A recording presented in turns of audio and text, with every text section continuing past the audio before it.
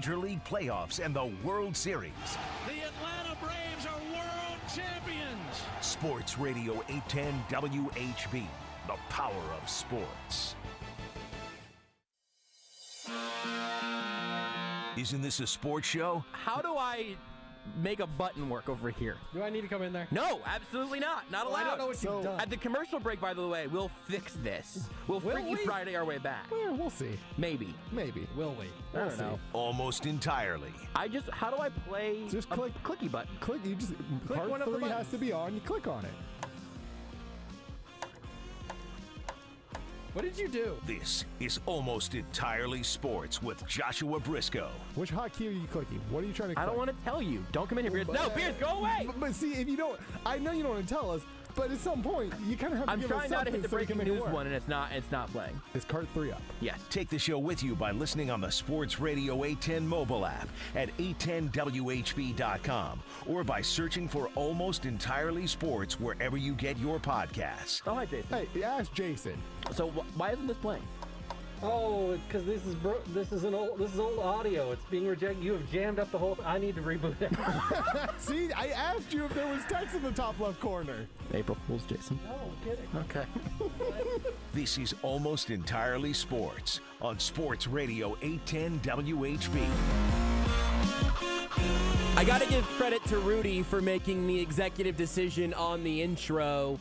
That was last year's April Fool's Day, and one of my favorite bits that we have ever done, or frankly will ever do, on Almost Entirely Sports. It would make me perfectly happy if, for all of time immemorial, people were to remember that as the time and place where AES got just the worst and best it's maybe ever been. It's April Fool's Day. I will offer you, dear listener, you, Rudy, even. We've been around each other for like 5 hours today already, so we haven't, I think so far so good. But I told Renee this morning, said, look, we've had a lot going on over these last 6 months or so, including a couple other things as of late. I said, I'm offering you right now a truce and a ceasefire and a pledge of non-participation.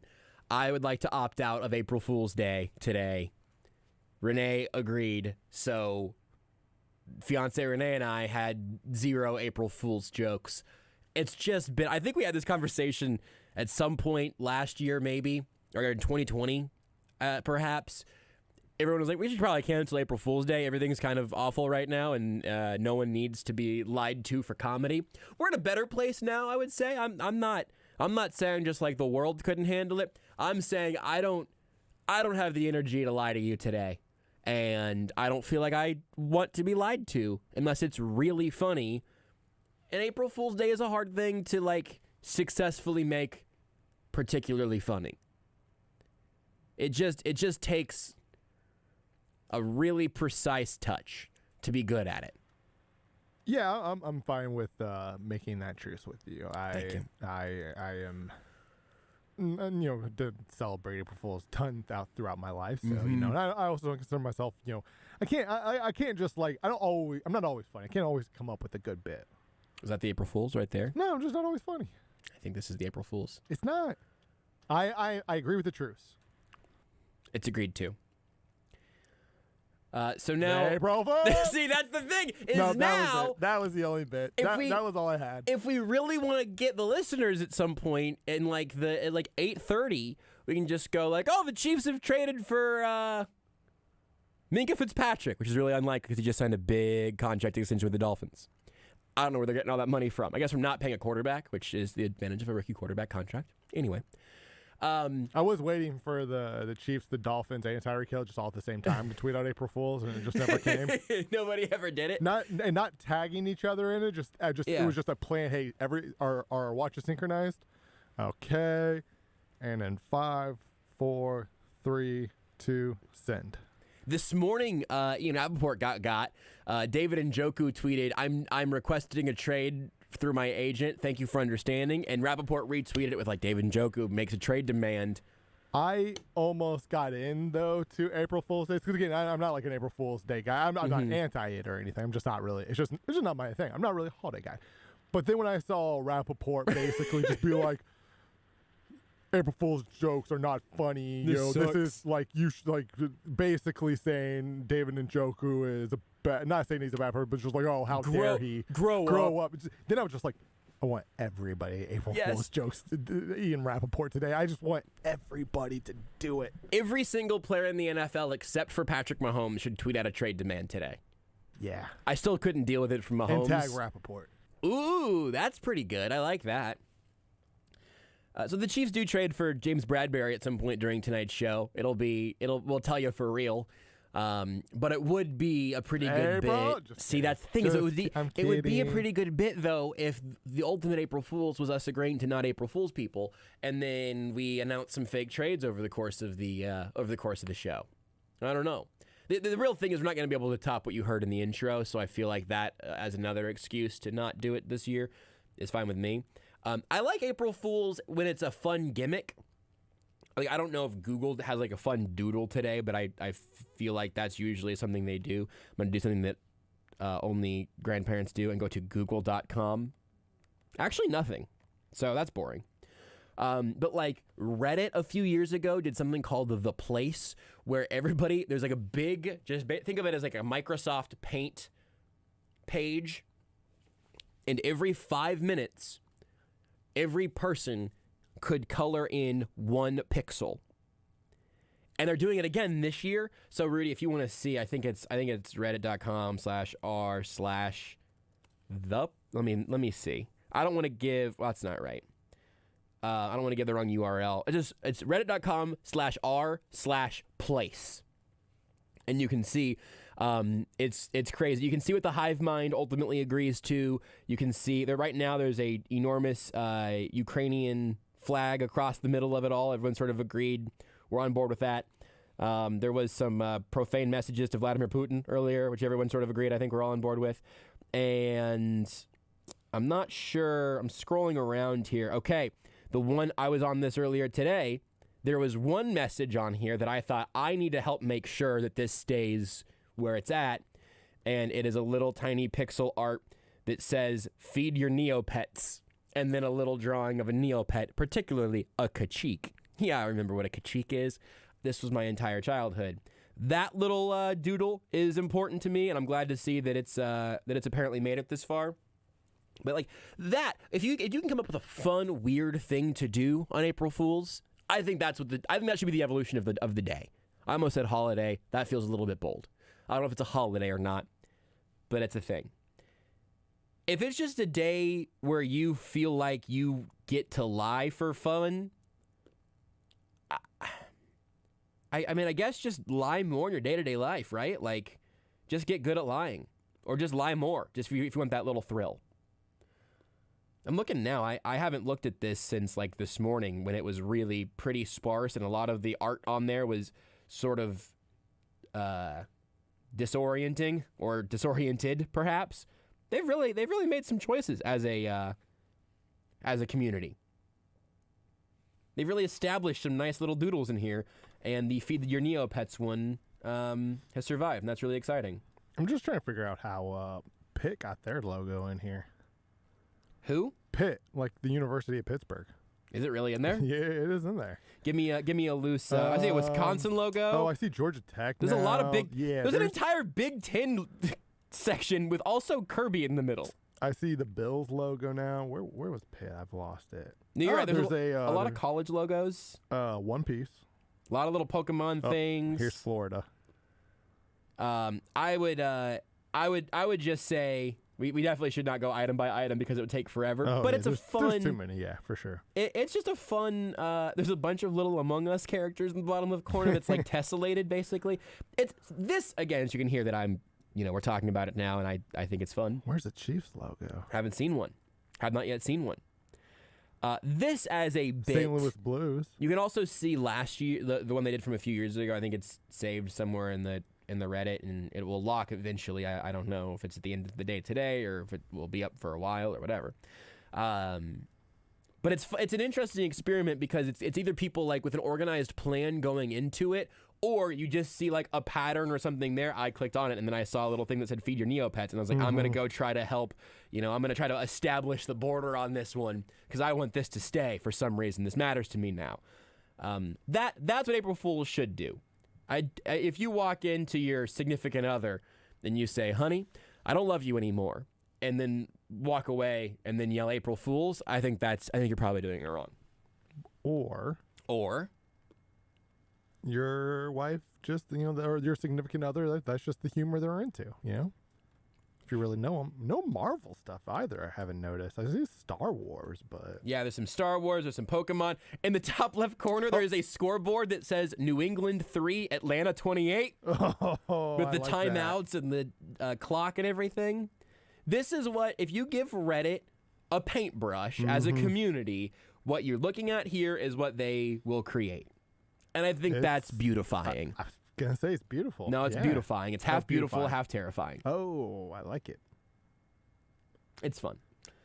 So you can go check that out. Reddit.com/r/theplace. If you want to, leave your mark on this show, you can do that online as well on the Sports Radio 810 WHB Facebook, Twitch, and YouTube channels. You can plug into any of those places as you can watch the show, leave your comments, maybe draw on our faces. I just got an idea. Okay, tell me about it. Listeners, we need to raid reddit.com/r/place. Oh, boy. And we need AES. Logo, flag, whatever. Dick Justice, We silhouette, need wiener dog. An AES section. I think this is going to take a lot of manpower. Mm-hmm.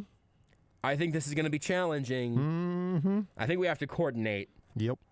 And then I think shortly thereafter we're going to realize that we have been largely erased. So what if we decide we're going to just hop in on... You know where the Neopet... You can find the little feed your Neopets, okay? Yeah. I say we go just to the right of that. There's some little... There's a flag there, but just to the right of that, there's some other little squares. Yes. Maybe we can claim one of those squares and do something beautiful. I just don't know what. Let's take the red square at the bottom. Okay. Across from the word Neopets. And what tile are we going to draw here? Again, this is a communal thing. We have to make this decision unilaterally. I mean, could we make, I guess, the little mini AES flag? I mean, here's the thing, Josh. I think we go wiener dog silhouette. You know what we have going for us? What do we have going for us? I forget. Our flag is similar to the it's a flag of a sexuality. Yes, I forget which one exactly. Which is not a purposeful choice, which I only clarify that because I did not mean for the AES branding to co-opt anybody's sexual identity. That was an accident, but if we can support you, I'm cool with it. We start to make the flag, and people are like, oh, hey, this is what this flag is for. That feels bad to me. And only like 5 of us know what it really is for, but we'll remember. And then after that, we slowly start putting in the AES. Then we put a little wiener dog. I'm like, I don't remember the wiener dog being on this flag. It's probably not it's certainly not an illegal thing, all right? It's not. No, you're right. It's not illegal. Is it the worst the worst moral thing we could do? Of course not. There are plenty worse things that we could do. Is it great? No. I'm putting a black dot in the middle of that red square by the Neopets to begin doing a pixel art silhouette of Dick Justice the wiener dog. Ride, AES Army. Oh, just popped up. I was wondering where there you go. Just go to the left of that one. We're going to make a little wiener dog there. If it even lasts just for long enough to get to an entire silhouette of a wiener dog, I will take that. I will screenshot and take that as a victory. I placed it for the almost entirely sports community. I see your dot from user RJ Salazar something. Oh yeah, I probably should. That's one of my old users. I mean, I used to just do the very basic RJ Salazar. I probably should update that. Just not that rude. It depends on if you want your Reddit to be something that people are, cross-referencing. At this point, I just kind of have most everything is the same. You got a brand, man. Handle. But every now and then I forget. Part of it is because I don't go to Reddit frequently. Oh man, did you see what just came in on your phone just now? totally unrelated, and then I'm going to talk about the I Final mean, Four. It's colored square, so is that unrelated? Lebo Took the L. lost his Wordle streak.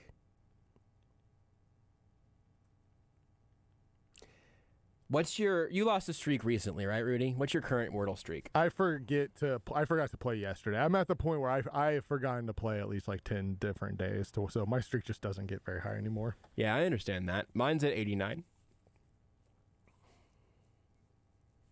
And that's a normal thing that people do, right? Literally, Play Wordle every day for 3 months. I actually think so. Yeah, honestly I think there are people who played it every day for much longer. I don't think that's weird at all. For whatever reason, it's just been a.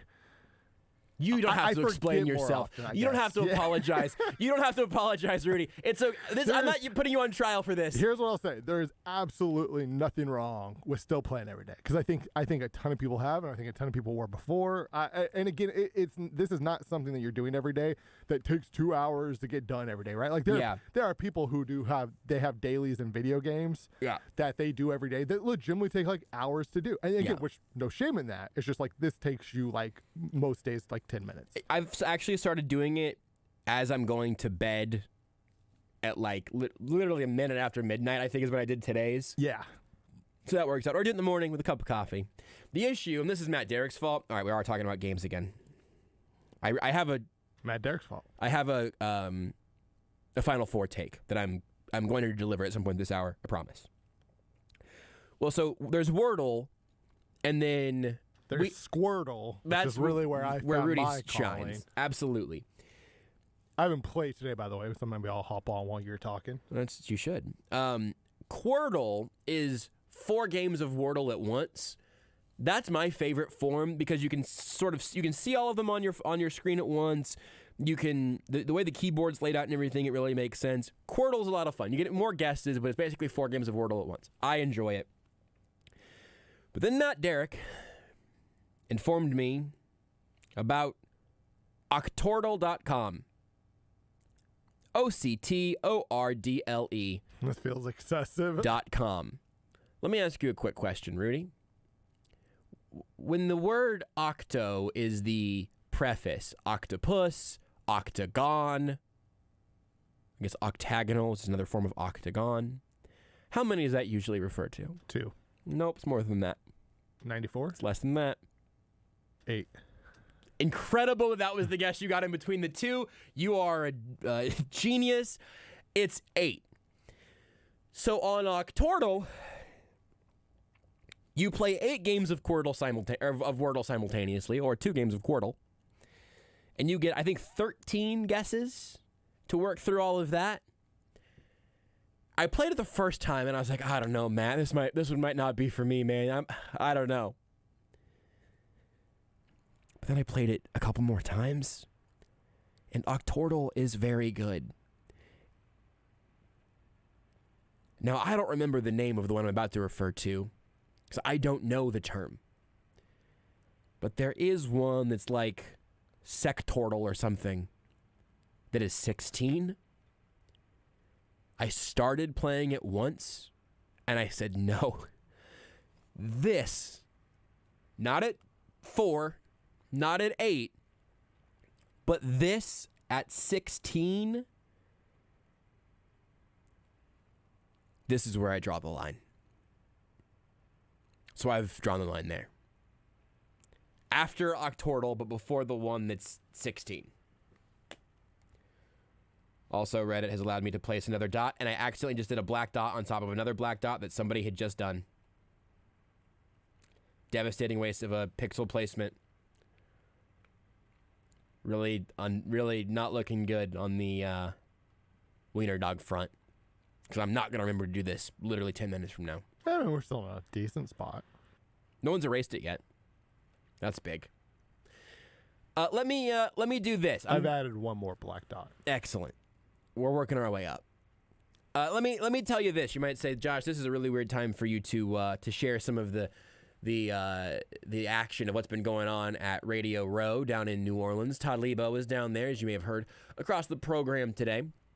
But our coverage from Radio Row in New Orleans has been going on over these last couple of days, and of course we got folks down there for the Final Four itself. You'll be able to hear the Final Four right here on Sports Radio 810 WHB, and depending on when KU coverage ends and when Duke and Carolina begins, I think at least the start of Duke and Carolina this weekend coming up tomorrow will be over on ESPN Kansas City. That's 1510 AM and 94.5 FM. But between the two, you'll be able to hear KU Villanova and then Duke and North Carolina. I have a horrible confession to make about how I feel about this Final Four. I will save that for next segment, but I will tell you that all of our Radio Row sponsors have been doing an amazing amount of work for us here today and helping bring all of this coverage to you on your home for the men's Final Four and the home for March Madness here on Sports Radio 810 WHB. Thanks to Worth Harley-Davidson, Amini's, Premier Volvo Cars of Overland Park, Premier Mazda of Kansas City, Core First Bank, and Hy-Vee. Also, if you want to go enjoy the Final Four at an absolutely incredible place to do that, go do it at Hoop Central at Power and Light downtown. We were down there for the Big 12 tournament. If you're a Jayhawks fan, frankly, I don't know if I'm supposed to say this. I'm, kind of the bad boy of radio. But I'm going to say this. If you're a Villanova fan, if you're a Duke or Carolina fan, I really, there's not a better spot in Kansas City to soak in the Final Four and enjoy it with a bunch of people who are going to be going absolutely bonkers regardless of what happens. Go on down and watch the Final Four at the biggest watch party in town. It's Hoop Central downtown inside of the Power and Light District. Cheer on the Jayhawks against Villanova. Stick around to watch Coach K face North Carolina one last time. That's Hoop Central at the Power and Light District, featuring indoor and outdoor seating options, the biggest screen outside of the stadium, in-game entertainment, ballpark-style eats, games, and fun. Come on down, watch the Final Four at Hoop Central, presented by Miller Lite, Coors Light, and the Midwest Ford dealers. Be a lot of fun. Go down there, soak up the Final Four. Rudy, did you have a report? I saw you throw your hands into the air. Yeah. What's the news? Got Squirtle correct, 7 out of 8. It was a little, it kept throwing in my first 6 guesses, and as far as typing goes, it was just all X's. Finally, got it narrowed down. It was a Gen 6, which I was going to ask if you want to just tell us what it was. I can, Spoiler alert. Spoiler alert for today's Squirtle. What was it, Rudy? It was a Gen 6, and Gen 5 and 6 is my iffy area because What games were Gen 6? Gen 6 was X and Y. Okay. Gen 5 was black and white. Okay. Yeah. 5 was black and white. 6 was X and Y. Yep, and those are 2 games I've never played before, and those are just 2 generations I don't know that well. Okay. So spoiler alert established. It was Dedenne. Little small, tiny electric fairy Pokemon. I know the name. Oh, yes, little mousy guy. Yeah, a little Pikachu clone, basically. Every generation's got, like, the Pikachu clone. They've got the Pikachu of Gen 6. Every generation has almost Pikachu. Yeah. Has great value Pikachu. Yep. Pachirisu, Dene, Denne's a good one. I like that little guy. I would never have guessed it correctly, though, because I didn't even spell its name right in Google just now. Dedenne. It is an incredible breadth of knowledge that you have. I'm weird. I'm decent at spelling like names and stuff. It is like a weird spelling. But you're very good at spelling Pokemon names, apparently. Spelling in general and then knowing where people went to college. 2 pointless skills of mine. I was trying to come up with a way to connect those two. Hey, Rudy, spell Duke. Puke. Get it? I got it. Spell Krzyzewski. Krys. Is that, hold on, are you going to actually try to do this? I thought for sure you were going to say COACH space K. MIKE hold on. FROM space DUKE. To Google this, I had to type Coach K because I was not going to get it. Okay, start at the beginning. Spell Krzyzewski. KRYS. Nope. KRYZ. Nope. Is it? What? Nope. What? I'm looking at it right now. KRY. Nope. What? Nope. Take longer pauses and I'll affirm where you end up. Yes. Yes. K? No. It is KR. I thought it was a Y. Mm-mm. I? Nope. E? Nope. No, it's because it's spelled like I'm falling asleep over here. Krasinski. A. Nope. O? Nope. I'm falling asleep over here, man. I'm about to catch a few. Sometimes Y? Falling asleep, man. I'm going to catch. Z? Yes, it's KRZ. That's right. KRZY. Good. X. Nope. VUT. Nope. No. I have no. This is so KR. Apparently not that good at spelling. KRZY. Mm-hmm. E? Mm-mm. I don't know. It's KRZYZ The double Z. EWSKI. And that spells Krzyzewski. Want more Almost Entirely Sports? Watch the show live on the Sports Radio 810 Facebook page. Sports Radio 810 WHB's coverage of Radio Row. Brought to you by Worth Harley Davidson, Amini's, Premier Volvo Cars of Overland Park.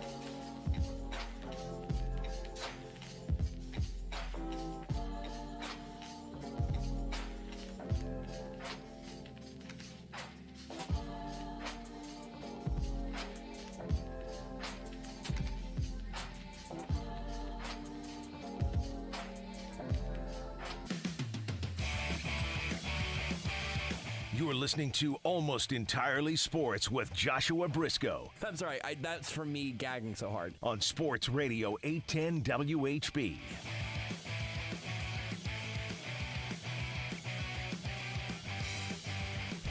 Okay, I'm going to make a horrible admission. As we established in the first segment, this is not an April Fool's joke. This is not April Fool's related. I actually mean this. Please don't turn off your radio.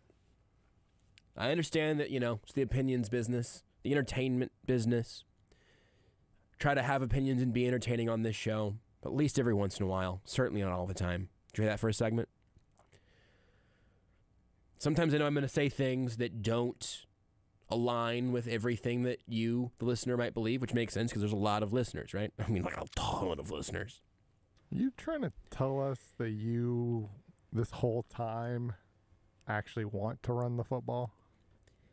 I'm afraid it might even become darker than that.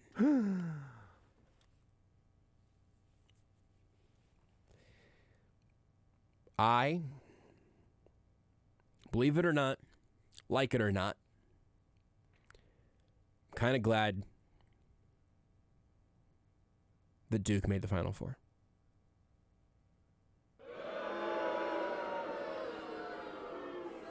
I understand. Was that hissing at the end?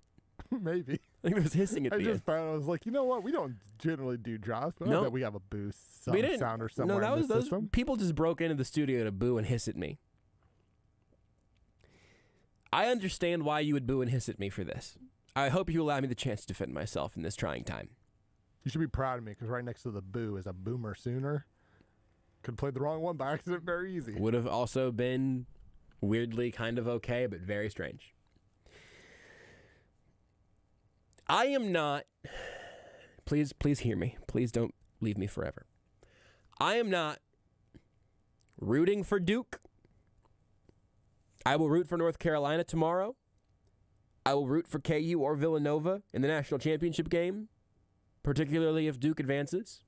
I probably root for either of those teams against North Carolina as well, but I don't know. You give me like North Carolina, Villanova, I guess, and who knows. But despite the fact that Mike from Duke was a pretty early entrant into the Dork Club, despite the fact that he generally seems to just have, unpleasant vibes.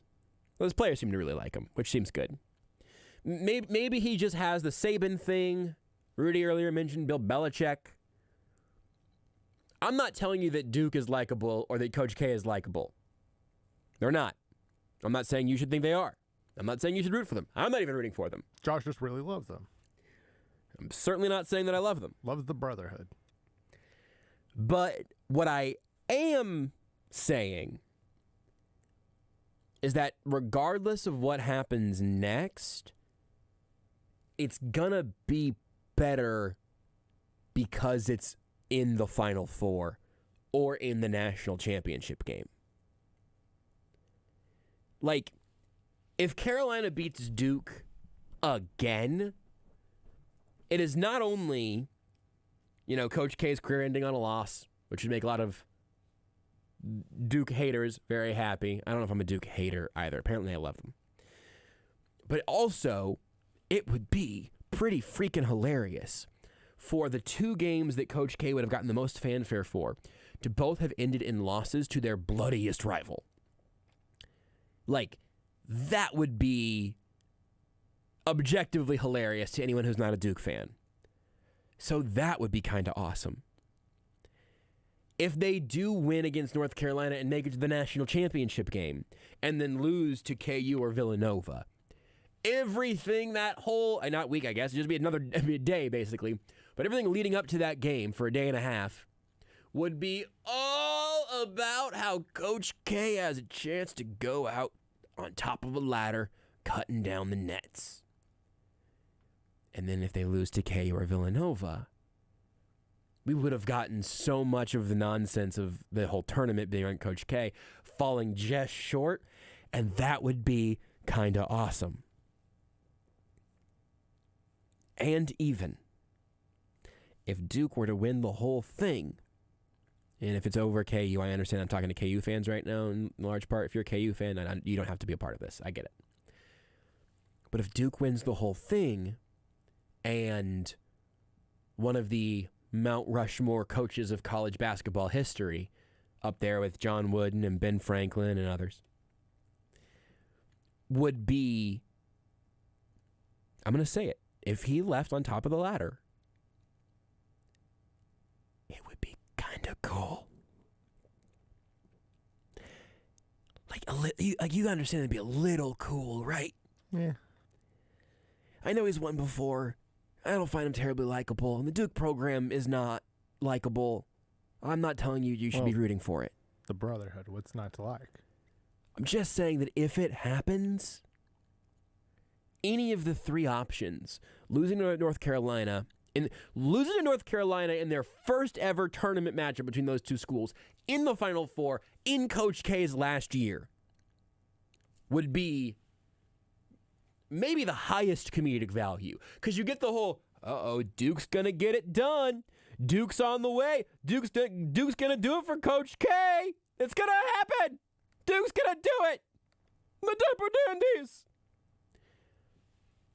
And then if they lose again in the revenge game, they do not get revenge in the revenge game, and then North Carolina goes to the championship game and they fall just short. Again, like that I think would be pretty hilarious. Maybe the funniest of any of the possible outcomes.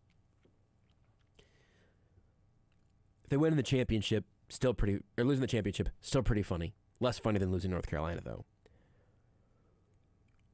And maybe this is where I have landed in terms of like talking about all-time greats in any form at this point. And I also don't have any like long-lasting Duke trauma or anything.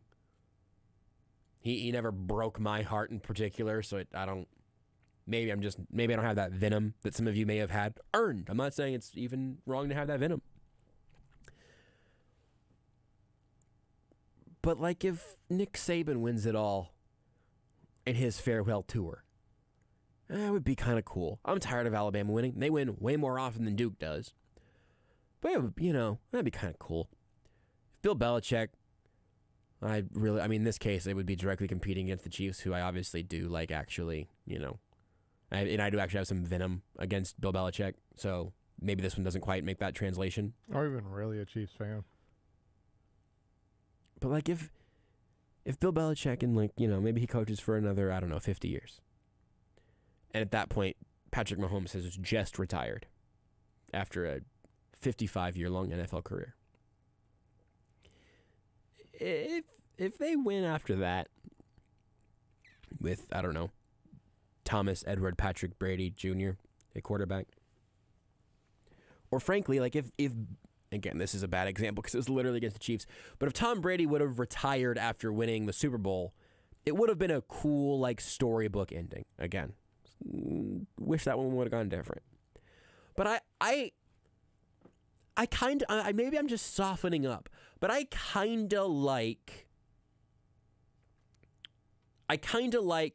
all-time great goes out on top, generally, more than I like all-time great goes out in disgrace and dishonor. I don't know if I should or how I've arrived at that point, but that's where I've landed, I think. Maybe it would be different specifically for the Patriots and specifically for Tom Brady, now that I've used those two examples. If they wanted to go out in just pit of despair or something, that's fine. I would love to see the Patriots struggle for a decade. But I'm kind of open to the storybook ending for the all-time greats as long as it doesn't personally damage me. If you're a KU fan, I'm not even trying to talk to you. But for the unaffiliated, looking at this Final Four, looking for the story they like or whatever, I think it'd be kind of neat. Am I on crack, Rudy?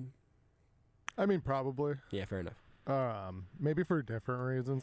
Do you understand where I'm coming from? 100%. I generally agree with your statement. I have never disliked Tom Brady, and I know that's an unpopular opinion. Wow. I've just, how dare you? I enjoyed him when he was the underdog, and I kind of just kept enjoying him. I didn't want to all of a sudden be like, oh, he's won too much. Now I'm gonna dislike him now. I'd like for LeBron to go back to Cleveland and win again. Yeah. Like for Denver to win first. I would also rather Phoenix win, to be clear. But no. So I understand the concept perfectly fine. There it is just.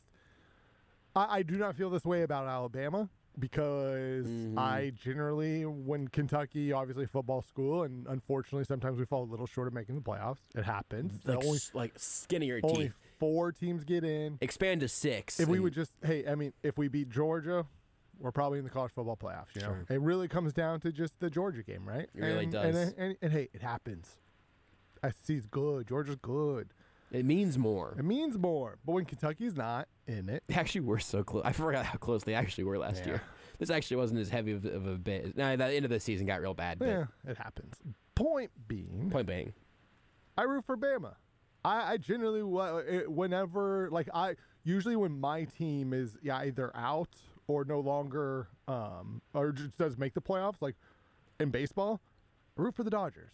I like seeing great teams be great. I like seeing excellence continue.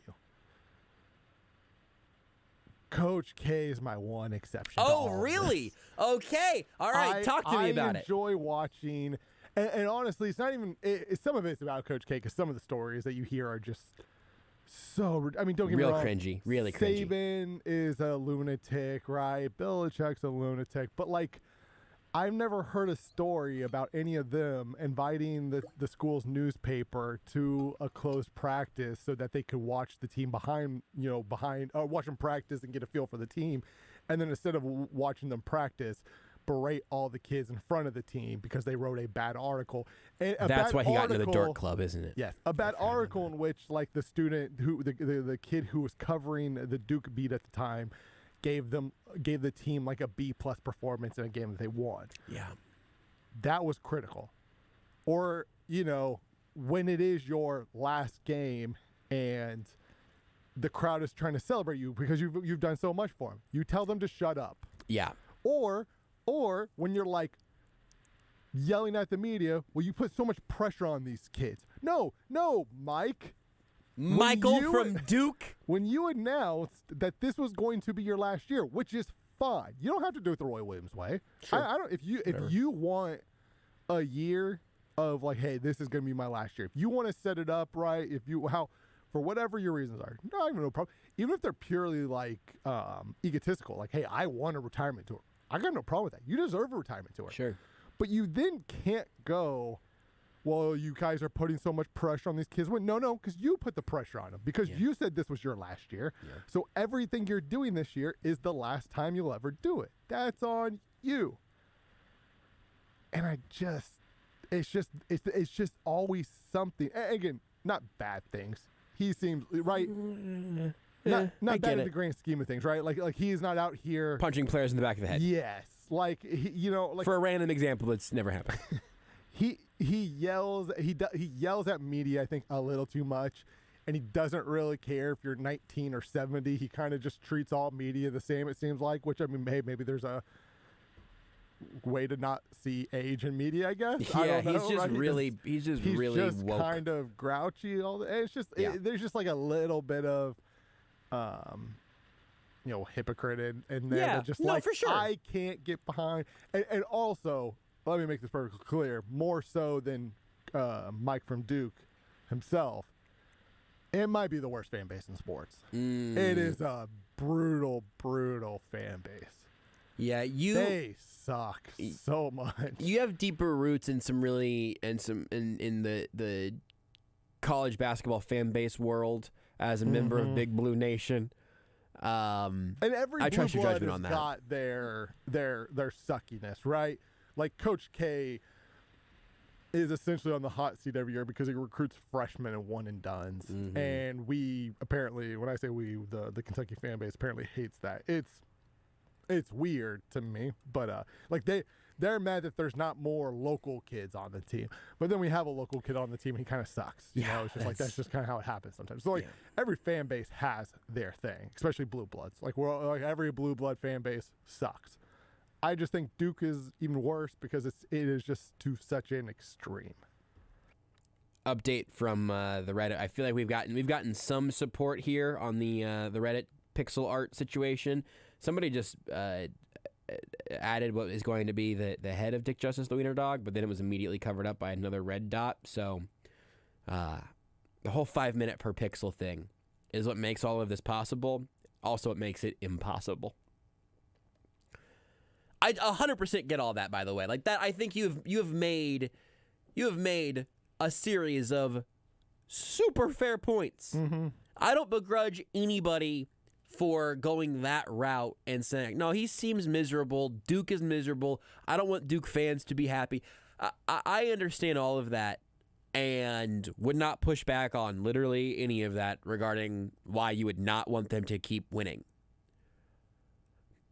Maybe I can at least get you on it's worth making the Final Four if they lose to North Carolina tomorrow, because that would be you would have gotten the victory of winning your region going to the Final Four. So maybe it would have been funny if they would have lost in the first round to whoever they played in the first round.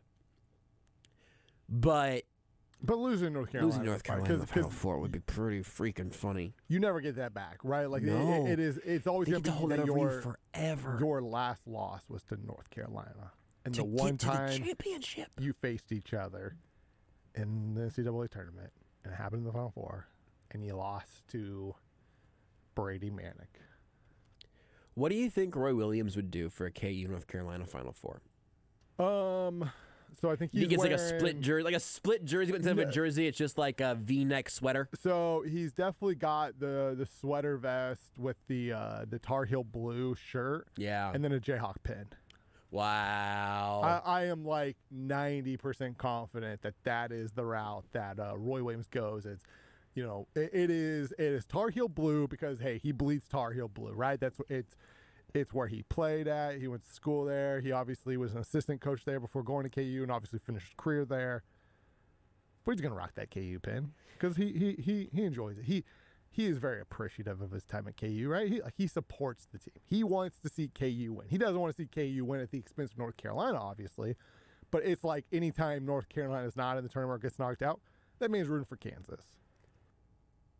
He did. So I'm looking here. There's this picture where it appears that he's wearing a KU sticker. I'm trying to remember where this was from. That was the 2008 Final Four, if I remember it. Or not, maybe it was just the national championship game, not the Final Four itself.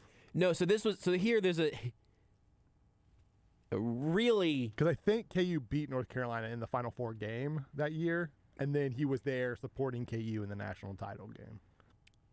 Here, so this is a sticker, and there's a headline here from. Maybe it is a sticker, not a pin. I mean, yeah. So it's a sticker from the national title game.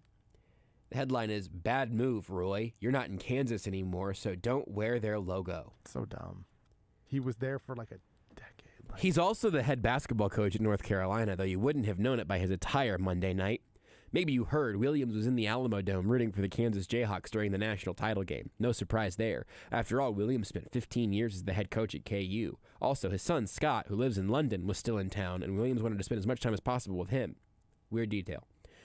Williams also had to stay in San Antonio to be with his star forward Tyler Hansbrough. The various National Player of the Year ceremony is held Sunday, the day after the Jayhawks ended North Carolina's season with an 84-66 win in the semifinals. It was, and it honestly wasn't even that close. I think at one time KU in that game was up by like 30. It was a beatdown.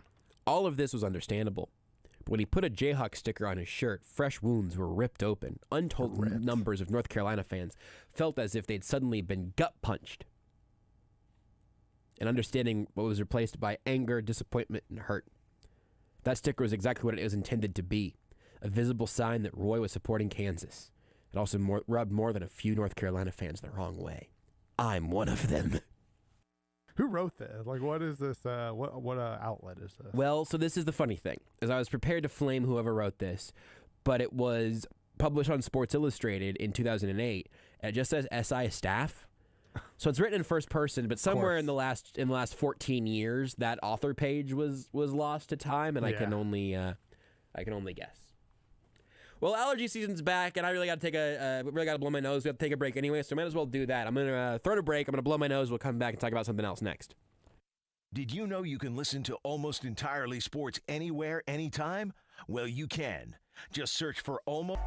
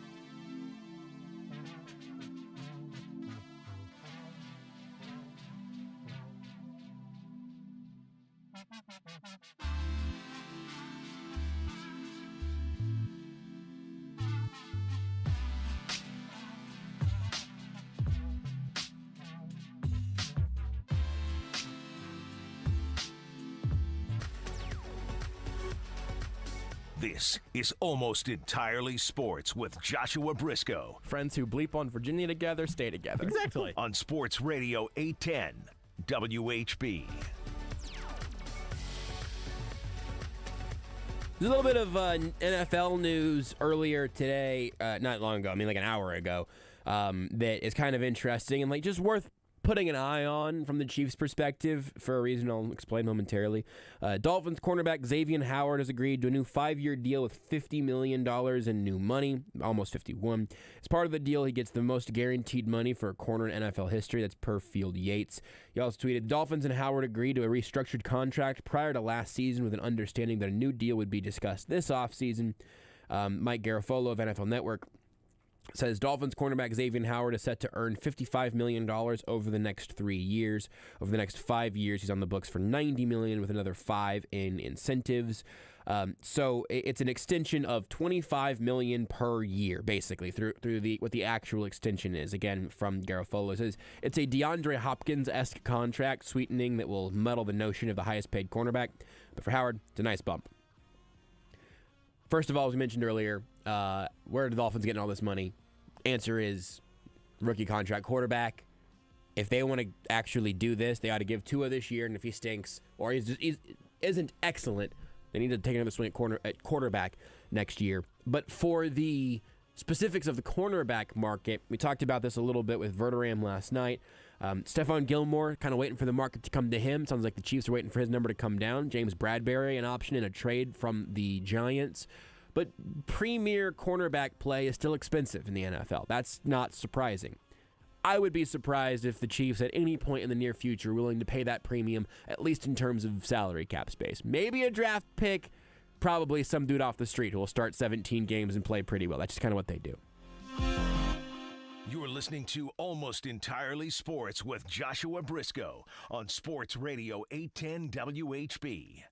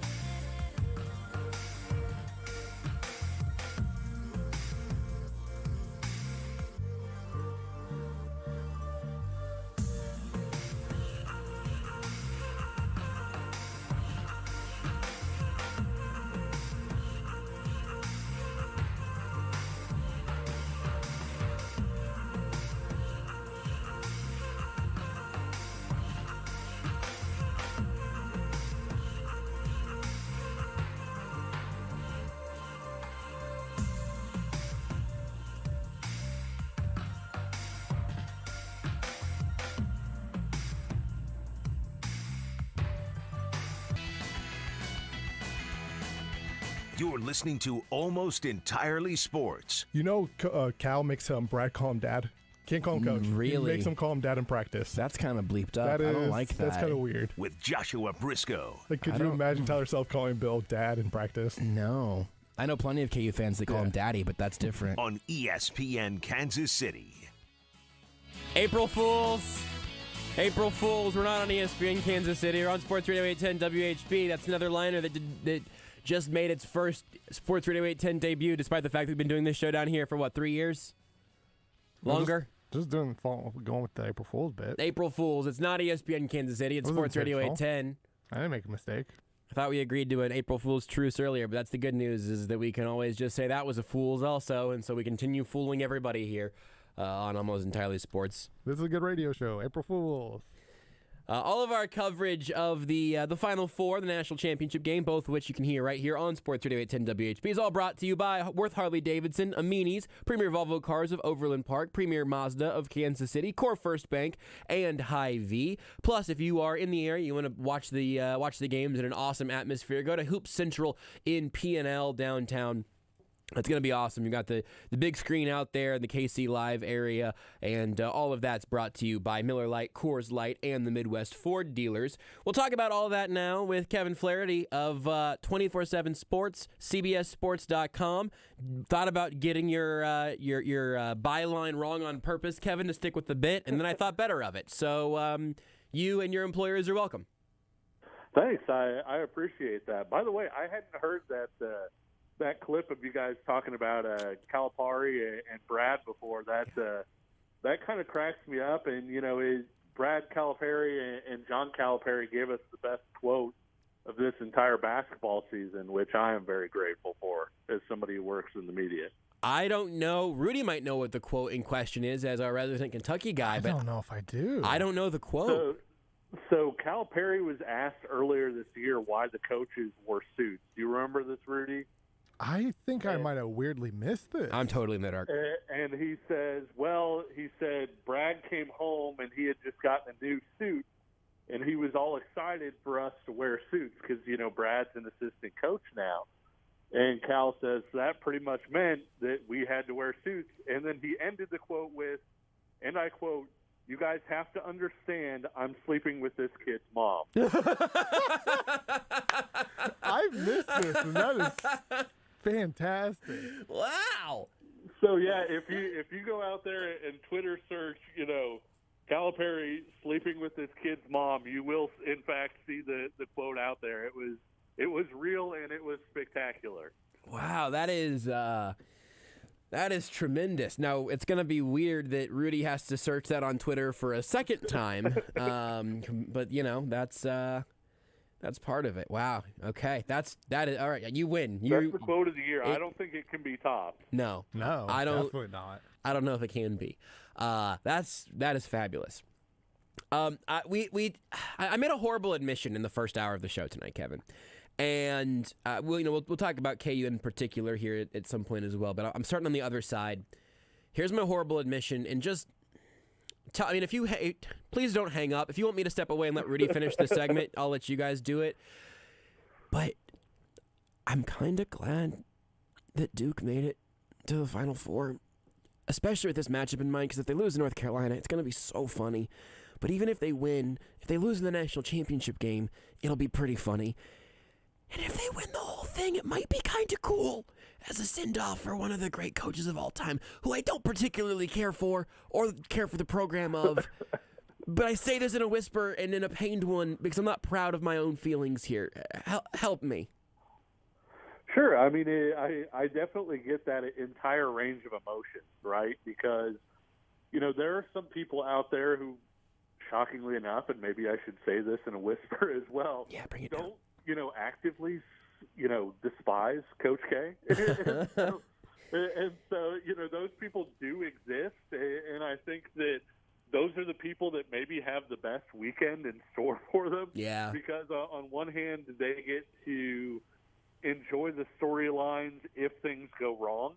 Mm-hmm. But they also kind of get to enjoy the storylines if things go right for Duke at the same time. And so it's going to be fascinating. I do think that, if we're looking at who are not big fans of Duke, not big fans of Mike Krzyzewski, I do think that the biggest way that you could possibly, be Lucy pulling the football away from Charlie Brown is for Duke to lose to North Carolina in the Final Four, in their only ever matchup in the NCAA tournament so far in the history of that rivalry. And for that to be potentially the last game there, for it to be, Hubert Davis's first year as a coach, and to do that, it's there's very much, if you're into Schadenfreude, this is the game for you, absolutely. I think that's what it is. I think I'm tired of sports making me miserable, and in this world, I get to win no matter what, and I might get really annoyed if he's actually cutting down the nets, but I don't know. I just think that there is something in any form, and it's certainly harder the closer it is to hurting your own feelings or your team, right? Like I made the point of Tom Brady and or Bill Belichick winning the Super Bowl and whatever their last season ends up being would be a really cool story. I don't want either of them, though, because it would mean the Chiefs aren't winning one, right? Like, I've gotten more emotionally invested into that, I guess. But as a relatively neutral observer who, would prefer for KU to win, because I genuinely do like it whenever the local teams win things. But if it's Villanova Duke, I don't know that I'm going to have that strong. I'm going to win either way. You either get the Schadenfreude or you get kind of a cool moment. And either way, I feel like, as you said, I'm going to have a pretty good weekend. Yeah, and I think that's one of the interesting things with this. And I know as much as people were watching that Duke-Texas Tech game in the Sweet 16, it seemed like there were a lot of very hot emotions flowing over Twitter in that one, and potential death threats to various officials for things they were calling it and things like that. Not ideal. No, it's never ideal. We're talking about basketball here. But even, like I said, even if you're not a Duke fan, not a Coach K fan, even if you can't stand either of them, I think it's kind of wild because over the next 3 days, you have literally the most positive outcome for Duke still in play, and potentially the most negative potential outcome for Duke still in play. And so it's like that. I'm totally blanking on the name of the game. Let's make a deal where you have like two suitcases up there, and like one's for $5 and one's for $1 million, and so that's still on the table right now for Duke. So sticking with that matchup here now, I mean, two very different paths here. Carolina is a middle of the pack seed, and who still ended up there after getting the first Coach K sort of triumphant like signpost losing game for him, losing the last game at Cameron, and causing everybody from Jerry Seinfeld and Adam Silver to everybody else who spent thousands of dollars on their seats to go home sad, which I do still enjoy the Schadenfreude of that as well. So I haven't totally lost my soul. But North Carolina ends up with a hilarious sort of punctuation to their season, but then makes this run as if it was any other team. You might even use the C word. You might even call him a Cinderella. And then you have Duke on this run where everyone's sick of them being talked about. Can you kind of recap the path of these teams getting here? Not just like who they beat or anything, but I mean the story of these teams through your eyes leading up to this matchup tomorrow. Sure, yeah. I think Duke has kind of been it was weird because you got the Champions Classic win over Kentucky in the opener, and everybody looked at it, and if you remember right, like Trevor Keels was actually the star of that game.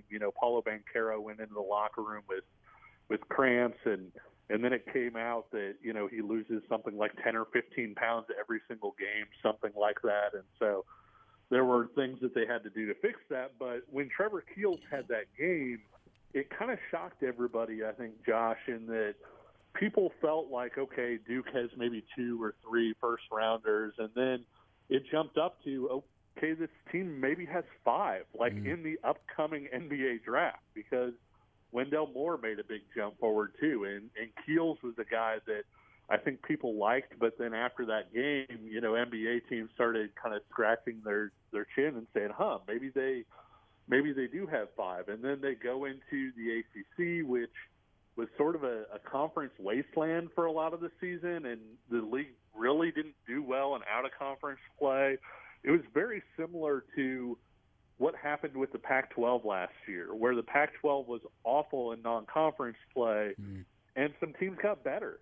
Oregon got better, USC got better, Oregon State got better, and then they wound up doing really well in the NCAA tournament because they got better over conference play. The ACC was very similar, and so you saw North Carolina was one of those teams that kind of contributed to maybe people saying that the ACC wasn't that good because they got blasted by Kentucky, unlike any other local team that, never had that happen. But they got blasted by Kentucky. They got blasted by Tennessee. They really lost some of their opportunities to maybe make their mark as a top program. They went into ACC play. They got better over the course of ACC play. And North Carolina's a very talented team. They've got 2 5-star guys, former 5-star prospects, and other guards like a top 50 guy.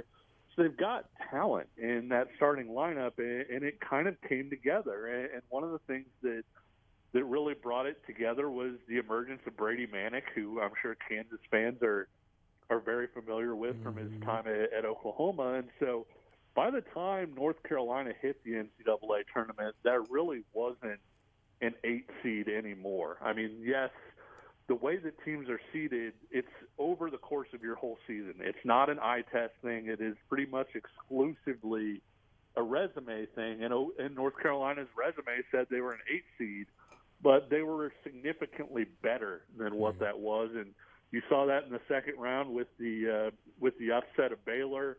And then they just kind of kept rolling, and it doesn't hurt to as much success as they had over the course of the tournament. It doesn't hurt to have a 15 seed as your Elite Eight opponent either. And so here North Carolina is as kind of the Cinderella, as you said, of this Final Four, and yet at the same time they're a Cinderella that has a win over Duke from earlier this year, and so that makes this game maybe a little bit more interesting. Well, yeah. So with that being said, I mean, I think that case makes a really good case for North Carolina, like belonging here. And if you're in the Final Four, if St. Peter's would have won that game, I think you would say that St. Peter's belongs here. They North Carolina's not in over their heads though, and it sounds like in your mind, I mean, this is not a battle between a team that is going to win 9 out of 10 times and the one that might take an upset. Like how do you look at this matchup in terms of what the likely range of outcomes might be? Because I think through that logic, you've made a pretty good case for North Carolina, even if you didn't fully mean to. Yeah, I think that North Carolina is a team that is more dynamic in the backcourt, and they have been kind of all March, and you look at a team that maybe had the best backcourt in the Big 12 in Baylor. Their backcourt was outplayed by North Carolina in that game. R.J. Davis scored 30 points in that game. Caleb Love was in a lot of foul trouble. Caleb Love comes back the next game and basically is throwing an NBA jam shot from 35 feet against UCLA. And so when one of those guys is firing with the play that they've gotten from Brady Manick, I think he's averaging like 21 a game in the tournament. And then Armando Bacot is sort of their wall, their guy who's going to show up every single game. He actually got his 29th double-double of the season against St. Peter's, which ties him for the most ever in ACC history with some guy named Tim Duncan. And so, and so when you think about that, you've got both the consistency and you've got, maybe this X factor with the guards there, where if those guys are playing up to their talent level and hitting shots and things like that, then Carolina can beat anybody. On Duke's side, it's just sort of about sheer talent, right? I mean, you look at it, and Paulo Banchero is one of the guys in discussion to go number 1 in the NBA draft, and it really depends on who you talk to. There are some people that like A.J. Griffin as a top 5 or top 10 prospect because he's got that NBA body and he can really shoot. And then the guys we talked about earlier, and then Mark Williams is one of the best two-way big men that we have in the entire country. And so you have 2 really talented teams and 2 teams that are extremely familiar with each other going head-to-head. And so I do think that this is the sort of thing that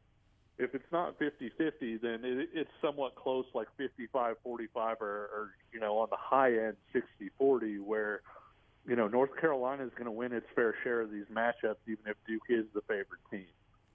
And then, so from the Duke side, and then we can, shift gears over to KU and Villanova. But from the Duke side, the only thing, this isn't totally true, but pretty much the only thing that anyone has talked about with this team is Coach K, final run, all of that. But this is also a really good basketball team that has a ton of talent that deserves to be here in its own right, that, should probably get some discussion that extends beyond Coach K on the, national shows or across TV or anything. I know people who really know what they're talking about can go deeper than that. So do that for me. Give me something about Duke that has absolutely nothing to do with the coaching that you think has gotten them to this point. Sure. I think that Paulo Banchero is one of the toughest guys to match up with in the entire country. And if you're somebody out there who, you watch more NBA than college for whatever reason, a comp that I've heard a lot from a few NBA people that I've talked to is a more skilled Julius Randle. And obviously Julius Randle's a pretty darn good NBA Pretty player. skilled, yeah. Yeah. And so when you look at that, you're talking about a guy who's 6'10", 250 pounds, and just for fun and giggles or whatever, can pull out a step back 3-pointer from time to time, and so that really makes them tough to deal with. The other thing with Duke, I think, that's so fascinating is they've got 5 first-round picks, and yet one of them doesn't start because Jeremy Roach, who was a guy who was a former 5-star guy himself, so boo-hoo, Duke has no talent. Right. It really started playing well at the end of the year and gave them an element of explosion at the point guard position that they didn't really have. They were playing sort of all bigger guys. Everybody was, 6'4", 6'5 plus, and so that's going to be one of the interesting things to watch too. Is Carolina's backcourt really enters playing at a high level. Jeremy Roach has been a big part of why Duke has found success in this tournament. He wasn't necessarily as much in that role when they played last time. And so, he's maybe a little bit of that X factor in terms of whether he can get into the lane, create for himself and other people. And so I do think that this is a Duke team that is, I'm not sure it's all that close in terms of talent level with the other 3 teams in the Final Four. And so Duke, if those guys are hitting, if they're playing at a high level, then they can play with and beat anybody, certainly on any given night. I mean, so you've already given North Carolina their dues, but it sounds like you like Duke in this game, and it sounds like you would like Duke over either the other 2 teams in the final. So here's the funny thing. Yes. I actually like North Carolina. Yes. In this matchup because of the backcourt. I really think that Carolina has gotten one of Caleb Love or R.J. Davis working at any given time. It's like hot or cold water out of your faucet. You can only get one or the other. Right. But it works for them. There's water. Yeah. It's water. You need to wash your hands. It's not going to be pleasant, but you're getting water out of there. And so I really like the explosion that Carolina has there, the dynamism out of the backcourt. I think that as tough as Paulo Banchero is to defend, I think that, they can do some things because Brady Manick allows them to play 4 out where they can get Manick some open 3-point looks. He played really well in their previous matchups. It also means that Armando Bacot can really use his strength inside without having to deal with a lot of different guys. And so I like North Carolina in that matchup, but I like Duke's chances best to win a title out of those 2 teams. I like Duke's matchup with either Kansas or Villanova better than North Carolina's. And so I do think that the NCAA tournament all the time comes down to who you match up well against, and I think North Carolina actually matches up pretty well against Duke. Well, so let's flip over to the other side here, and then we'll see what your final is. But the biggest thing, to come out of the Elite Eight for Villanova, other than them punching their ticket, that they also lose Justin Moore, and that was already not a deep rotation team. What is the difference between the version of Villanova that we're supposed to see tomorrow versus the version we were supposed to see from them tomorrow if they were healthy? Statistically, nothing. No, I realize that's a super. I feel like I should follow that up. Obviously. Yeah, I'd love to know why, but it's still a good answer. That's a good punch. But what we've seen from a numbers standpoint is when you're without one of your star players, Josh, it's typically okay to miss them for a game or two. You don't see a drop-off in performance, and there are a lot of theories behind that. One of them is Villanova knows after this week how it's going to fill that role. They know the players that are going to get those minutes. They know how they're going to utilize those players, and Kansas doesn't know that. Kansas has a guess probably and says, okay, they're probably going to play Caleb Daniels 35 minutes. Maybe Brian Antoine squeezes an extra few minutes out of it or whatever, but you also aren't entirely sure how they're going to use those guys in those situations, how they're going to attack matchups, things like that. Think about it this way. Kansas barely beat Iowa State at Allen Fieldhouse. Needed the DeJuan Harris floater to get by them there. They lose by a ton to Kentucky. Ochai Agbaji goes out with COVID, and they go up to Ames, and they're more comfortable and beat Iowa State fairly comfortably in Ames without Ochai Agbaji. And so it's something that, statistically speaking, we've seen happen over and over again, where you start to see people miss those players once teams have had time to adjust to whatever their new plan is. But typically that very first game without their star player, where they're throwing somebody else out there, maybe that guy is really amped up to get more of an opportunity, whatever else, we haven't seen a major difference in terms of how teams play without their star player in that very first game and how they played the game before with that star player. That's super interesting. So with that being said then, I mean, Villanova obviously has been knocking on the door of becoming a blue blood program, I suppose. I mean, their recent success, the Jay Wright era certainly would qualify for that. I don't know what the big picture look at them is, but certainly nobody's looking at Villanova as a team that, is ripe for the picking here. They've been absolutely excellent for a very long time now. Do you see this matchup being something that ultimately, with all of that being said about them basically being the same team, statistically speaking, at least, is KU going to get a real test here? I think Kansas is going to get a very real test here. I think a lot of times in the NCAA tournament, when we look at certain coaches, we tend to blame them when their teams go out early, and a lot of times it's not that coach's fault. You look at the shot quality thing, and I hate to send Rudy back to therapy, but you look at the shot quality thing, and Kentucky would have beaten St. Peter's with those exact same shots 98% of the time. It's just Kentucky missed shots that it usually made, and St. Peter's hit a bunch of shots it usually doesn't. And so when you look at that, it's really easy to look at it and be like, well, Coach Cal underachieved, it's his fault, et cetera. We apply too much blame a lot of times to coaches in that area. And I say all of that because I'm not actually sure Jay Wright gets the credit that he deserves. Interesting. On the flip side of that, because when you look at the way that he's able to adjust and the way that Villanova plays different opponents, he's one of the best March Madness coaches that I've ever seen in terms of what they're able to do and change from game to game and opponent to opponent.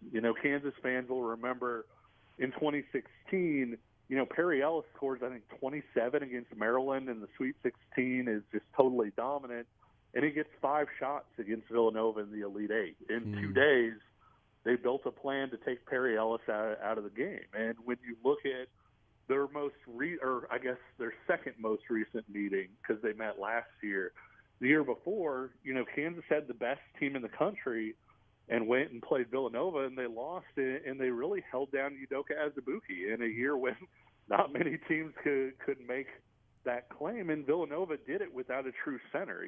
Jeremiah Robinson Earl was their 5. And so I think that Jay Wright is among the nation's best coaches, if not the best coach, at making those adjustments on those turnarounds. And so I think that's, if I were a Kansas fan, I think that would be one of the things that I'd be looking out for is, okay, what does he think that Kansas wants to do that he's going to take away? Is it going to be the post-ups to David McCormick, where he says, you know what, if they don't have that as a safety net, the game changes? Is it going to be just, pulling a Creighton and throwing everybody into the lane and saying, if you can hit outside shots, you're going to beat us. Mm-hmm. It'll be really interesting to see how that game plan goes. But, yeah, I do think that this is going to be a really close game. Well, we've also now made it more than 20 minutes without talking about Remy Martin, and that feels like a new record, and I'm going to stop it right here because I think there are a lot of storylines for KU throughout this run that I think would absolutely be worthy of our time, but it's hard to say for a guy coming off the bench to be the most outstanding player of a region, for him not to end up being the story on his own team feels silly. I love watching Remy Martin play basketball. I love the speed at which he moves. It is something that is one of the most aesthetically pleasing traits for me, just watching basketball in general, is somebody who's just a little faster seeming than everybody else. What have you seen from him in this run? Have you been surprised at all that this is where he has ended up in terms of, whenever we were talking about him as a maybe late into the regular season, that was one thing. Now he is a focal point and has just been a tremendously fun watch, at least for me. Oh, it's absolutely stunning, Josh. I mean, when you look at where he was with the injury, when you look at the fact that he came back and played some games the week before and even through the first round of the Big 12 tournament, you're talking about a guy that was barely playing, barely contributing, wasn't really getting a lot of minutes. And at that point, it just seemed impossible that something like this was going to happen. And the second round, he plays a little bit more. He gets 10 or 12 points in the Big 12 tournament, gets 10 or 12 points in the Big 12 title game. And so you say, okay, well, maybe he can be one of those guys that comes off the bench and gives you some juice. And then he adds a whole nother step to that, in the NCAA tournament, is Kansas's leading scorer in 3 of the 4 NCAA tournament games. And I don't know that Bill Self even saw that happening, even with him knowing a bleep of a lot more about this than all of the rest of us. I don't know that he was watching Remy Martin play in the opening round of that Big 12 tournament, which was, I think, his 5th game back after the injury, and saying, you know what, he's going to turn a corner. He's right there. And so it's been so impressive. And Josh, I know we've talked on this show before how Bill Self didn't just need Remy Martin. He needed the right version of Remy Martin in order for this team to make a run. And I think the right version of Remy Martin came out on the other end, because if you look at it, Martin's been working pretty well defensively too. He's shown a lot of effort on that end, and he's made a lot of the little plays and things like that you weren't seeing earlier in the year. And it's a credit to both him and Bill Self that kind of the ideal outcome for both Remy Martin and for Bill Self wound up occurring in March. The defensive mention is great because I feel like there was a boogeyman there for some KU fans that ultimately didn't show up in terms of Remy Martin defensively, which has been great. But if I made you pick, and I'm sure there are a few qualifying answers to this, but if I made you pick, what is the way that he has most impacted this team? I think it's just the non-linear shot making. When you looked at last year's Kansas team, and you have to when you look at this year's team, because 5 of the top 6 players returned, and you said, okay, we have to have this piece to kind of turn the key and get things going. It was always that, hey, Christian Brown is a good shooter and a good driver, but maybe he needs somebody to set him up for those. Ochai Agbaji, is a straight line, driver and a catch and shoot guy.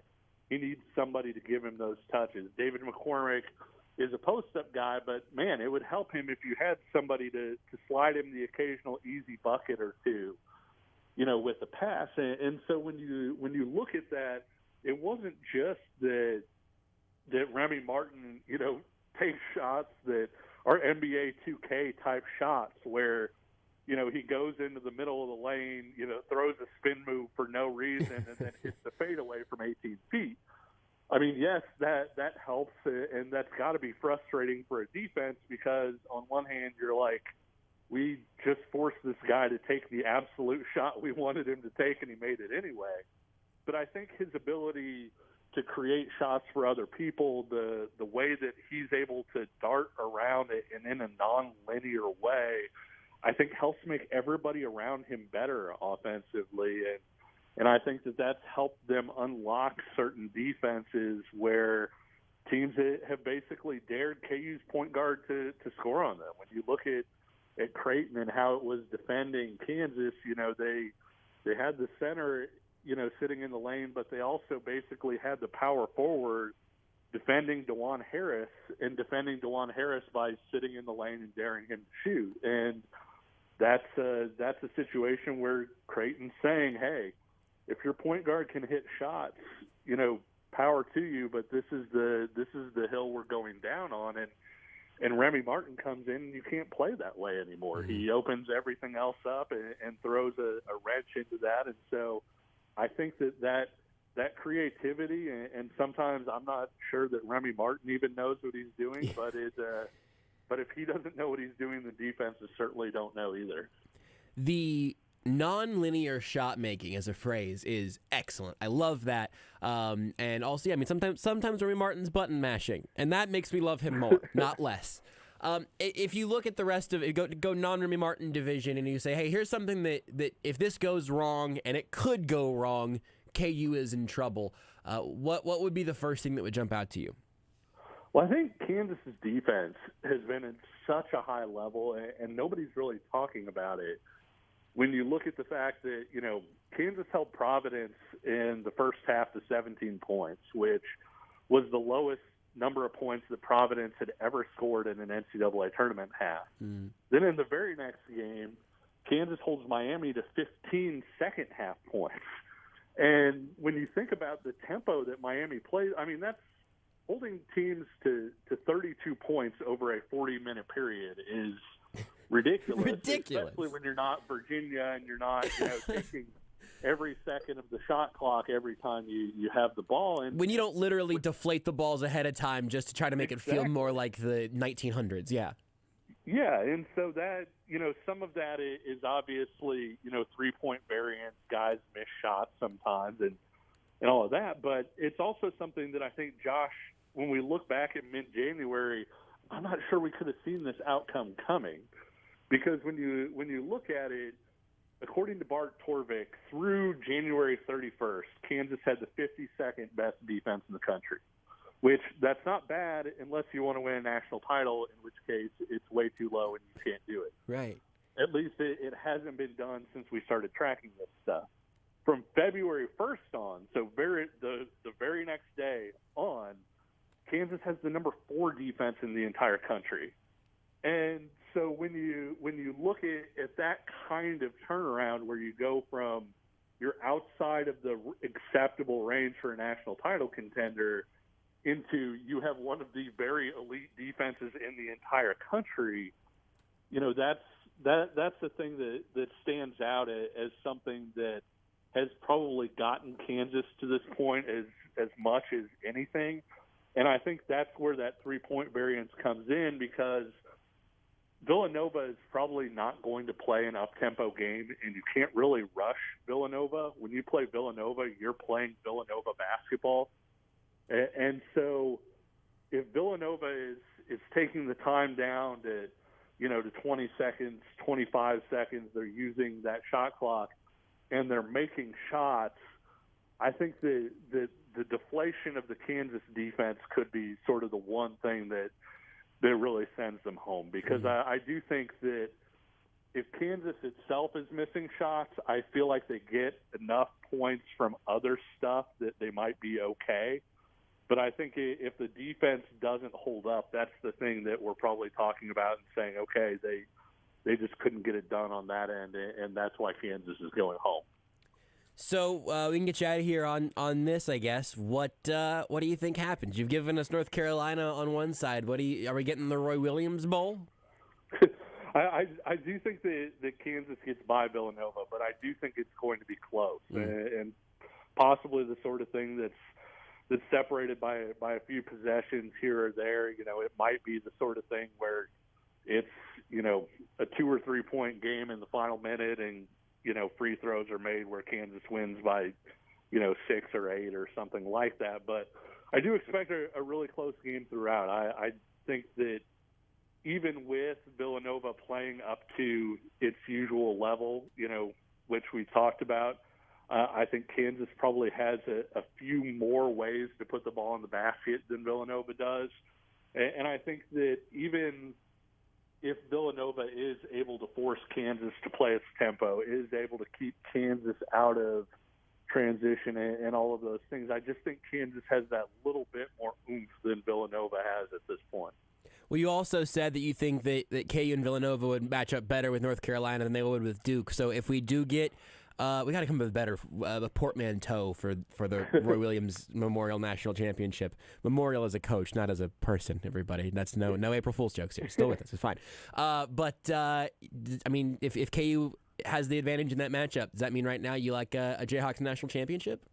Yeah, I do like Kansas in the national championship against North Carolina. I think that if that's the matchup, I would go ahead and take Kansas in that one. If it winds up being against Duke, then I would probably say that I like Duke to win that one. That's good. Well, Kevin, we always keep you for 5 to 10 minutes more than I intend on it, just because I learned things about college basketball, and also Coach Calipari, little coach. Oh, man. Little Coach Cal, little friskiness, I guess, literally in that case. When he has teams that he feels like are really good, and so he's fully open and cracking jokes like that, John Calipari is one of the most wonderful coaches to follow in the entire country, because he stuff like that is definitely in his quote wheelhouse. And then, of course, I should let you know that when you did mention the shooting percentage thing earlier, Rudy deflated like a beach ball that had the little plug pulled out of it. He just sort of, you could hear the noise. I was going to say, I didn't hear him for like the last 20 minutes of this thing. So I wondered if he just like upped and left and was like, we really got to get a new guest for this Friday segment. Yeah, still recovering a bit from that loss. He left to go drive home, and I had to call him to come back because I wasn't sure I could run over and hit the button to go to break by myself. So he did come back, but it was after an extended absence. Kevin, I appreciate your time. We'll talk to you sometime after the championship. And maybe before I don't know, a little NBA Finals rematch action. It wouldn't hurt my feelings any. No, not at all. I think we both have you have the Phoenix Suns gear, and I've got the Milwaukee Bucks gear to make it a showdown. They're looking pretty good, so I would take that. Thanks, Kevin. We'll talk to you soon. All right, thanks, guys. It's Kevin Flaherty, 24/7 Sports. You can follow him on Twitter at KFlaherty247. Again, 247sports.com, CBSSports.com. Give him a follow on Twitter. He's done some really good stuff.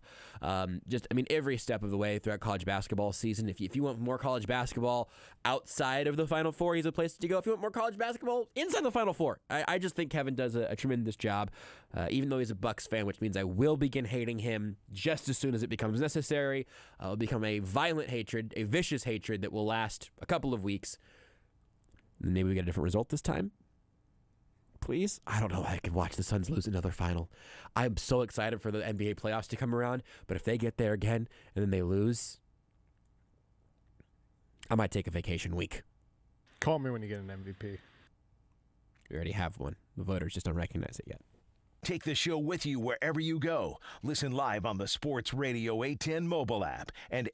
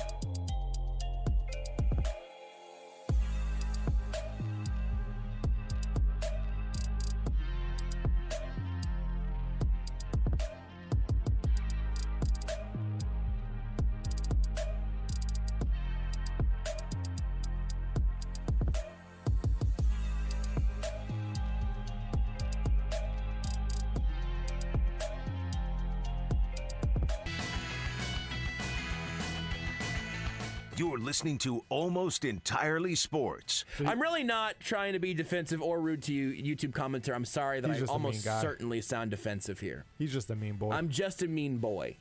I'm this mean to everyone, not just you. With Joshua Brisco. Can confirm. But shut up, Beards. On Sports Radio 810 WHB. It's been a quiet week for the most part for the Chiefs, but some breaking news here, if we can go ahead and get that, Rudy. This one is going to be noteworthy. Got a tweet here from Travis Kelce. I've idolized MJ since I was a young athlete. While basketball wasn't my path, I've decided to follow in his footsteps in a different way. I'm officially announcing that I will be stepping away from football to pursue my childhood dreams with the Cubs. Thank you, #Chiefs Kingdom.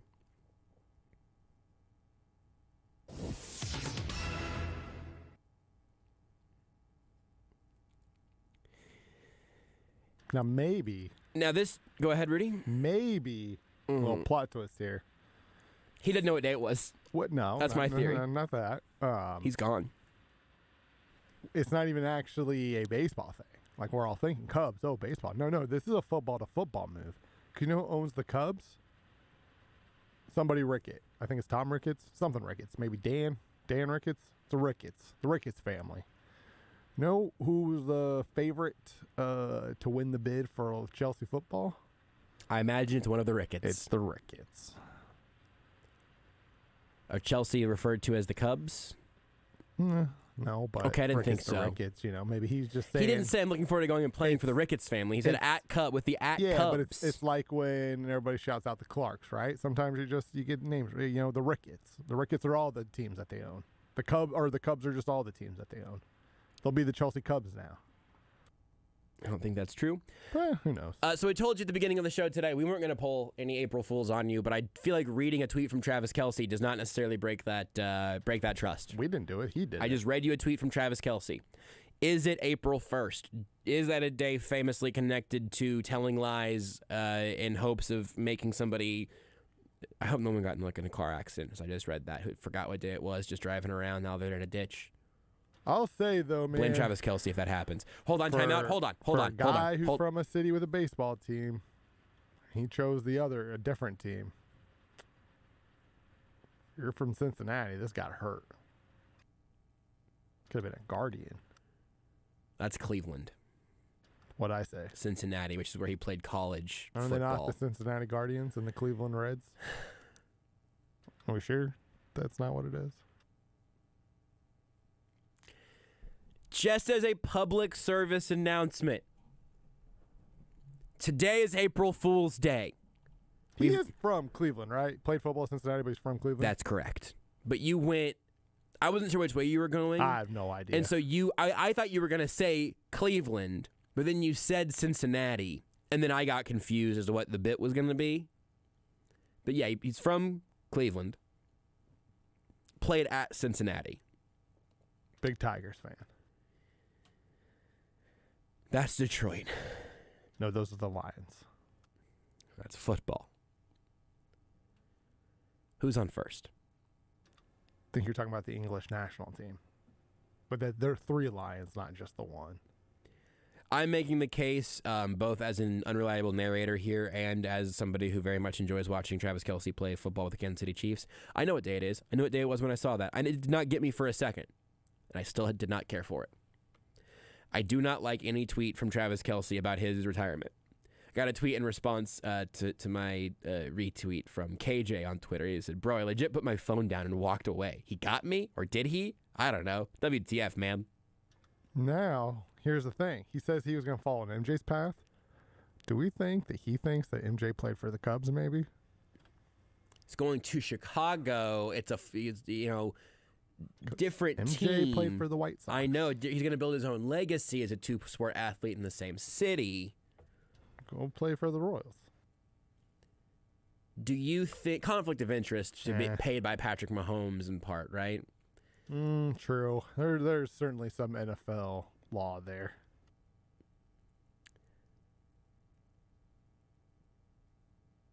I can't remember. I had another bit that I was going to make the point of there, and then I forgot because I think I'm still reeling from the Ricketts thing.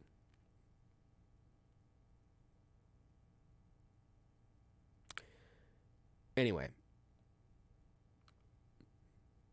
Travis Kelce's not. I mean, here's the thing. We have two options. Number one is Travis Kelce played a very mean April Fool's Day joke. And door number two is that he just made a horrifying announcement that we should have spent this entire show talking about, and he just didn't know what day it was. Those are your options. 90% positive it's option number 2. And I'm 90% positive that everyone listening should just always disagree with the thing that Rudy says whenever he does one of those little pop-ins for like a little 5-second quick jab. I would say 90% of them are probably bleep. That was your first true one out of 10 today, so your ratio is perfect. Yep. So there's your non-news that I still didn't enjoy reading. Makes me kind of sad. Too soon after trading Tyreek Hill. You know, if Tyreek Hill was going to do something funny, fine. He's gone. Or is he?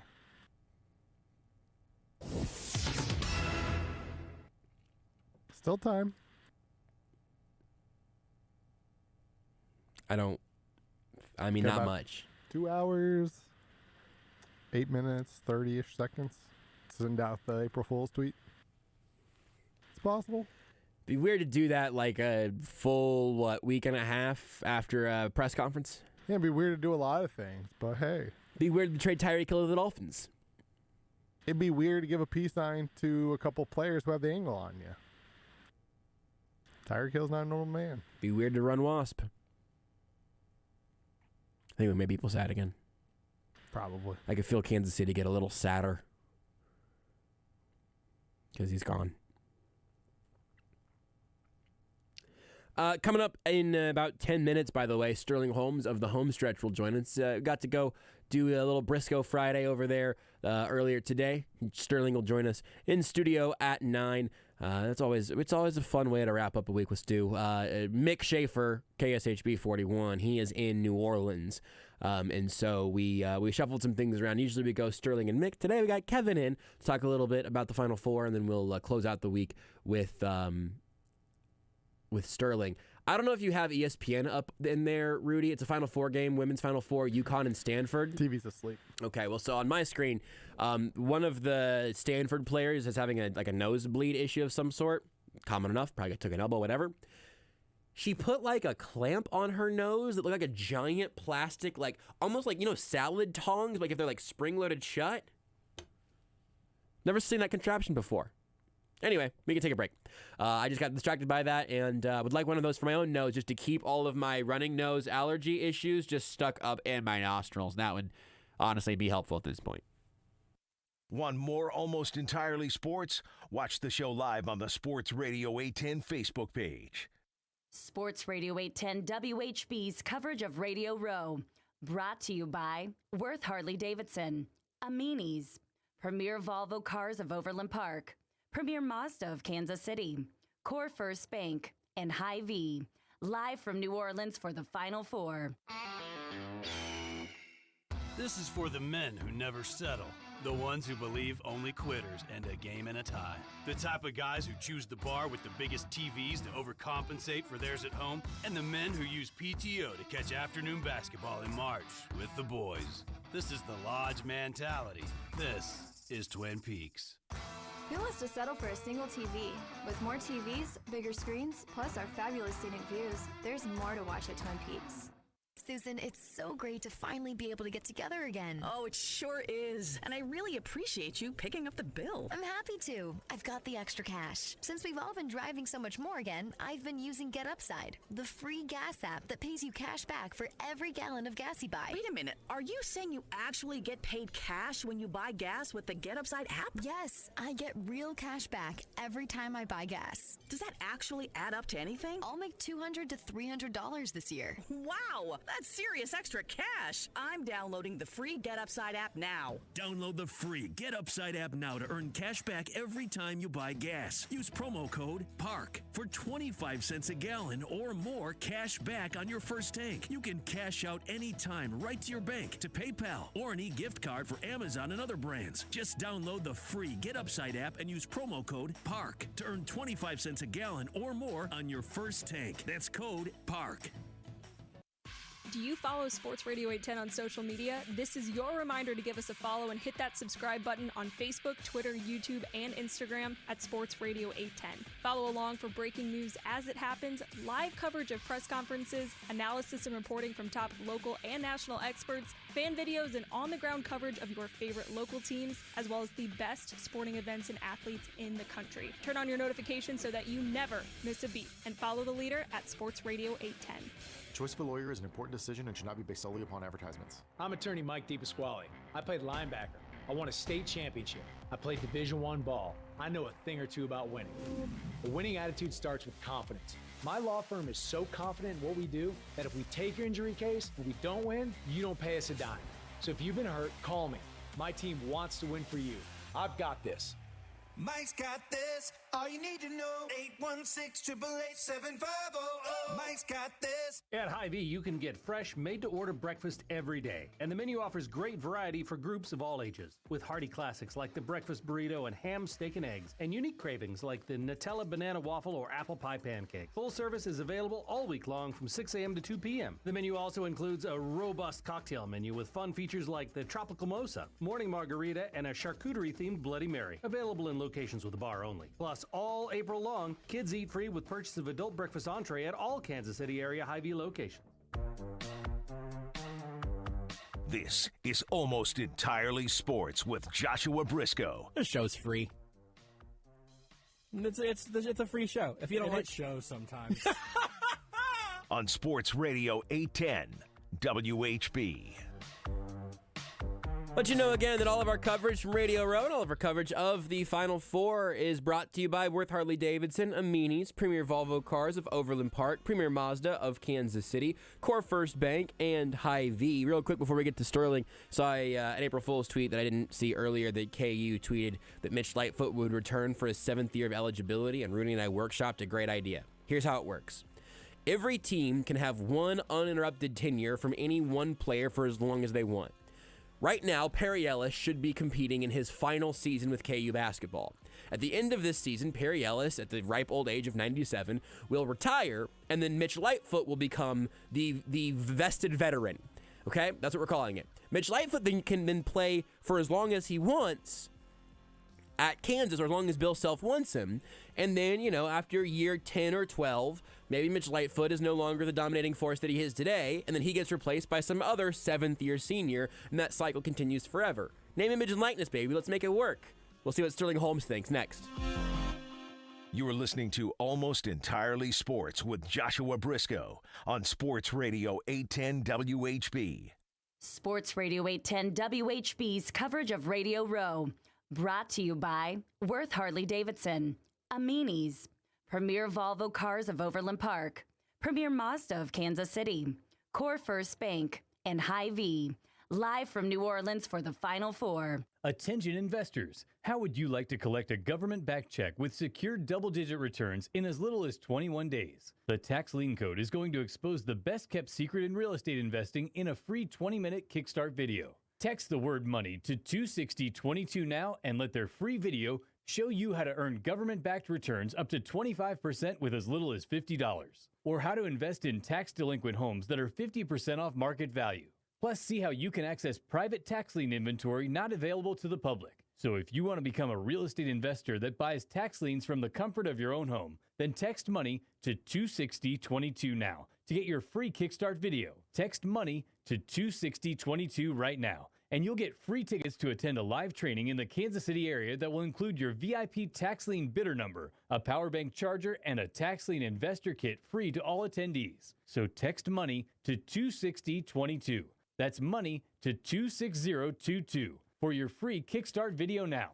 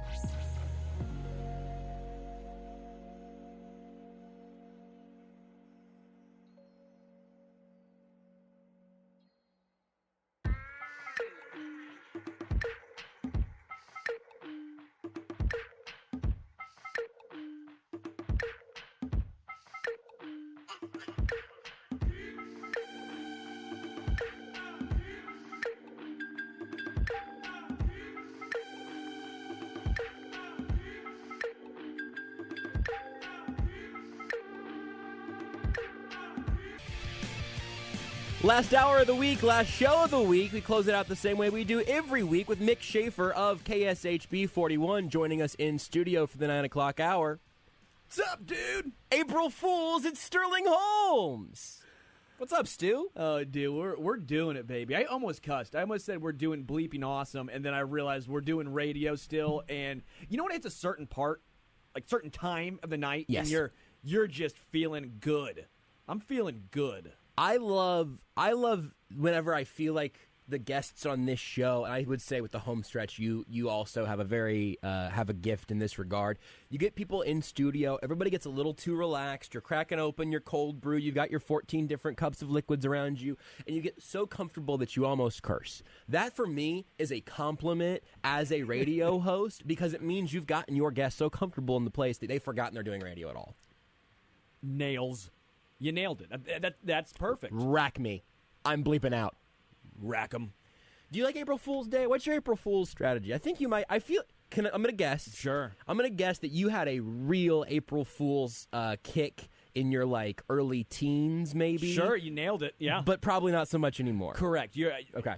April Fool's now, if you do a joke and you're over the age of, 14, you're an ass. You're just an ass. You're trying to start bleep. Don't do that. Yeah. Don't do that. Let the middle schoolers have their fun, because when you're a middle schooler, you're a nightmare anyways. I know I'm nowhere near that yet, but whenever I have a 6th, 7th / 8th grade, that 3-year period is going to be just the worst thing in my life, because I picture myself, and then you think of yourself when you were in middle school. You were the worst version of yourself. You were covered in acne, and you're just trying to make people's lives miserable. That's the goal of a middle school. You feel no pain. Never had acne. Really? Neither of my parents really had it ever, so the genes are good. Didn't Okay, have Levi. acne. I would say honestly, it was probably my most well behaved was around that age. Just the quiet, kid, just doing well in school. I grew 11 inches one summer. Tripped a lot. What do I don't know. I didn't know you had a Voice perfect... got really deep. Rudy was BMOC in middle school, man. I've never had more than one pimple on my face at a time. I don't think I've ever seen my face with even just 2 pimples on it. Drop the skincare routine. Yeah, seriously. It's just dude. shower. Genetics, It's man. just shower every once in a while. I mean, I feel like I shower I've been way more than Rudy, too. Maybe I shower too much. I've been showering at least twice a day since I was 5. I love the showers. Same. Wait, okay, hold on. Love showers. Let's have a shower talk, and then I have to admit something about my situation today. Showers are coffee for me. I cannot do function without a shower in the morning. Yeah, Sterling is always Sterling gets in the shower with a cup of coffee and a beer, and it's like a double fisting scenario going on in there. Sterling steps into the shower, warm shower, hot shower. Hot shower. So Sterling steps into a hot shower, coffee in one hand, beer in the other, constantly pissing. It's just drinking shower. There's just liquids. There are liquids going everywhere. It's man. a cleanse, and there's music going on. I got my speaker. It's a party in there. Wait, so what is your guys' shower strategy? It's about 30 minutes long. Is that true? You Very go real true. long showers? Well, because I always wanted a hot tub. Never had a hot tub. Okay. And so this is my chance to... It's a hot tub. It's like a little sauna sort of experience. Sauna. It's steamy. It's hot. And it takes a while to finish your coffee and beer, too. It's not going to... It's not a...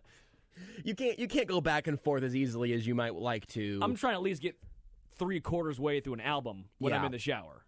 So, but frequencies of showers and when you guys take them, and then I'll give you my strategy. But Rudy, are you a legit twice a day shower guy? Most days, yeah. So morning, night? The second I wake up, it's the first thing I do, and then pretty much right before I go to bed. Yeah. Same, twice a day? Always in the mornings when I wake up. Right. And then sometimes if I work out, which if I do I've done before. I've done it before. Right. If I do yoga, play basketball, then I shower that night too, and then I have to do it in the morning because it's the routine. It's the at routine. that point. Yeah.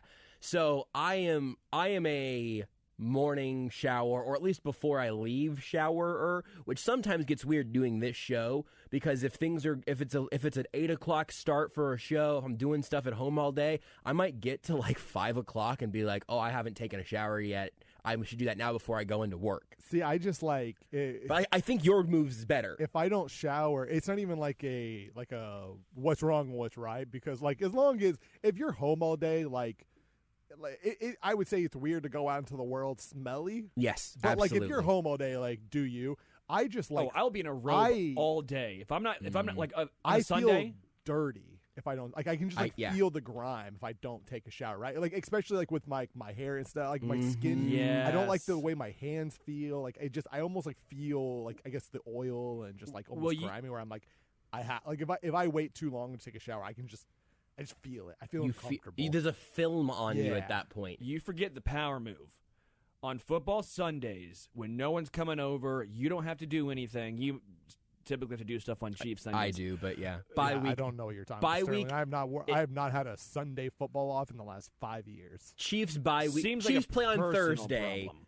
and then on that Sunday, what's your strategy? You wake up you still shower, but then you put the robe back on. Yeah. You put the robe back on, have your coffee, and you stay in your robe all day long, but you're still clean. Yeah. It's a win-win scenario.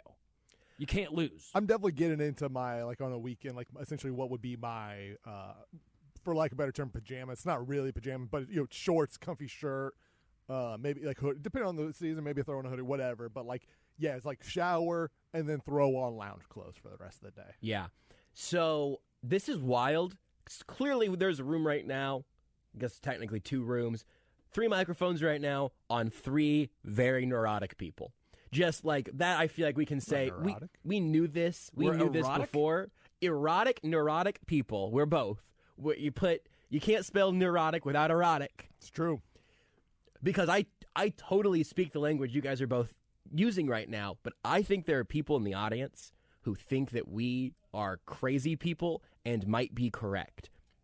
My horrible admission is that today I did not take a shower, and I feel bad about it. Rudy, you don't know because you have the glass blocking. Yeah. But it stank in here. Yeah, it smells horrible. So what I ended up doing is I did a full clothes change still, and some extra Manscaped cologne, # previously a sponsor, # not currently a sponsor, # still using their free product though. Those wipes come in handy, especially even if I've showered in the morning. Like you get around noon, I'm about to come into work. I'm like, you know what? I'm not feeling super fresh. Yes, let's grab the wipes razor. and let's feel a little fresh. You got to stay fresh. I bet that this room, generally speaking, is way above average in terms of water usage and way below average in amount of pubic hair. Oh, yep, that one. Yeah. Like to keep it clean. Oh. That's I am a little bit surprised. So like, I'm not trying to throw Sterling's broken. Also, this goes back to the conversation we had on the Homestretch earlier today. ESPN Kansas City, 1510 AM, 94.5 FM, 3 to 4. You can hear Sterling on the Homestretch. Rudy was running it all week this week. I don't know what next week's plan is. I don't think you know what next week's plan is either. I don't think I do either. Was I here today? I don't remember that show. Don't worry about it. I enjoyed it. I guess I blacked out. It happens. But Brisco bullied you. We ended up at the point where there's an alternate reality in which the Homestretch is, instead of the Homestretch with Sterling Holmes, it's the Homestretch with Stu and the Rude Dog. And I was, Rudy himself is a so fresh and so clean type of person, but I think Rude Dog, as a morning talk radio host, is the greasy alternate reality of Rudy. So that person doesn't exist in our lives, though. Speaking of that, though, because like the times when I fill in, anytime I filled in running the board on the morning show, it partly will depend on like what my schedule for the day is, but generally I am done and then at 10 a.m. and I can go home. I don't shower before that show because I just have to wake up like so early. Right. But it also makes like while those hours that I'm up, like I just feel grimy and stuff. And I feel, and part of that is because that's when Rude Dog shows up. If I did that long enough, yeah. Because the problem is then because I would just have to wake up an extra like 20, 30 minutes sooner. It's like, man, I'm trying to just get as much sleep as I can. It is very much I'm trying to limit the amount of time that I am here at home or home and awake because like I'm getting here at 5 a.m., right? So it's just like, whew.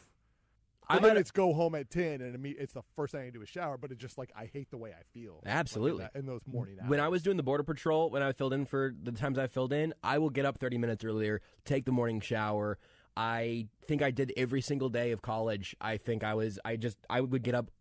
Going back to my homeschool little middle school day of the week, I would get up at like 6 a.m. so I could have a long morning routine. Yep. Because I just want to get my bleep in order in the mornings. I would always, when I was in college, whenever like my first class was, right? Mhm. And generally it wasn't like super early. I didn't like scheduling classes before 10 a.m. But it was always like whatever my first class is, I need to be up 2 hours before that.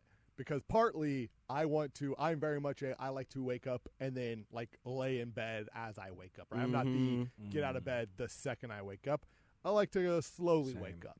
But then also it's like I need time so I can shower. Like you said, long morning routine basically. But I would always like try to like allocate like 2 hours of before my class. Because anything under 2 hours I felt like I was rushing, which might be excessive.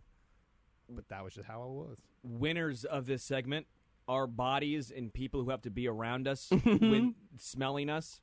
Losers of this segment, everyone listening. I think right now we are doing something really powerful for the people who are like us, who heard Rudy say, I get up 2 hours before I might absolutely need to so I can have my morning routine. Mm-hmm. I think we got some people listening to the show right now who are wake up 15 minutes before they need to leave type of people, or just like they get up, handle their bathroom business in a quick 5, and then grab a granola bar and hit the road. Triple S. Renee does that, and I've learned Renee is that person sometimes. I've learned to was be that like that. A shout out or a shot at her saying, "Hey, Renee"? I mean, no, no, Sterling, yes, but also I tell her that in person to her face all the time. It's just like, hey, listen, right now our relationship shower ratio is like 4 to 1, and I just don't know. If we could get to even 2 to 1, maybe we could live with that. But what were you gonna say, Rudy? I need somebody to bail me out.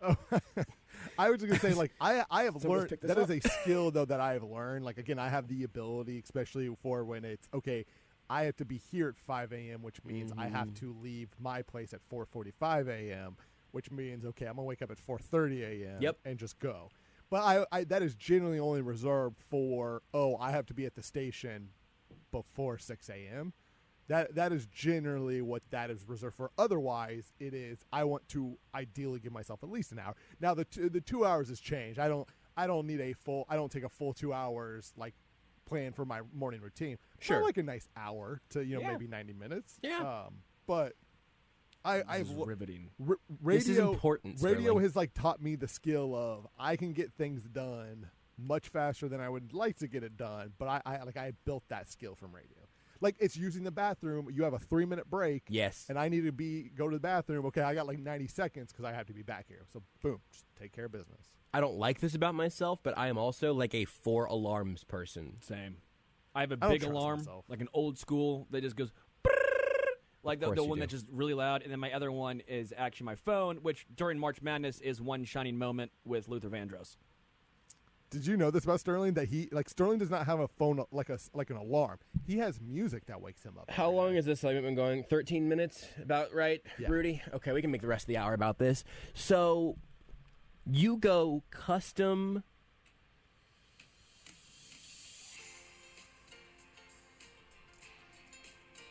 This is being played out of Sterling's phone. I'm talking over this because we absolutely can't do this over DMCA, I don't think. It's okay. I was going to give it a second. It was through Luther Vandross. It was through a phone speaker into a microphone. I think we're No, I think we are fine. I just also then wanted to talk over it enough to where people could understand what the song was. Luther Vandross didn't even come in yet. What was the instrumental version?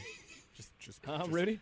So Twitch is very strict with the DMCA sometimes. I think we're Did fine. we just get banned? No.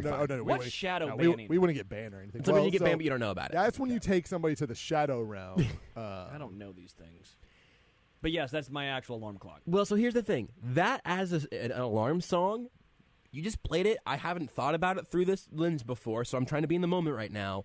That's a pretty chill vibe for a morning wake up. Kind of, it's not let the bodies hit the floor. But then you hit it and it goes. The ball is tipped. Is it tipped or up? The ball, I think it's tipped. I think it's up. Why'd the ball be up? Because you tossed the ball up. The ball's tipped. You I think tip it's the ball. one shining Well, no, you toss the ball up, and then you tip the ball. You know what my next song's going to be? Tip drill. You have to throw the ball up before you tip it. You don't know that song? Wait, so It probably is tipped. I like my arguments. Classic. Here I'm on SI.com. Here are the lyrics to One Shining Moment. The classic song was written by David Barrett. Sports Illustrated for the lyrics when you could have just. I googled One Shining Moment lyrics, and there was not like a genius article. Oh, really? Yeah, that's why. The reason I mentioned them on Sports Illustrated is because I did not expect this to be where I found the lyrics. The ball is dunked, down, tossed around, tipped. flat. The ball is tipped. Nailed it. And Told there you Sterling. are. It does get dark all of a sudden, and you're running for your life. It's like at that point, it You're could a definitely shooting star. You're running for your life. There's a zombie behind you. You're having a nightmare, Sterling. Wake up, Sterling.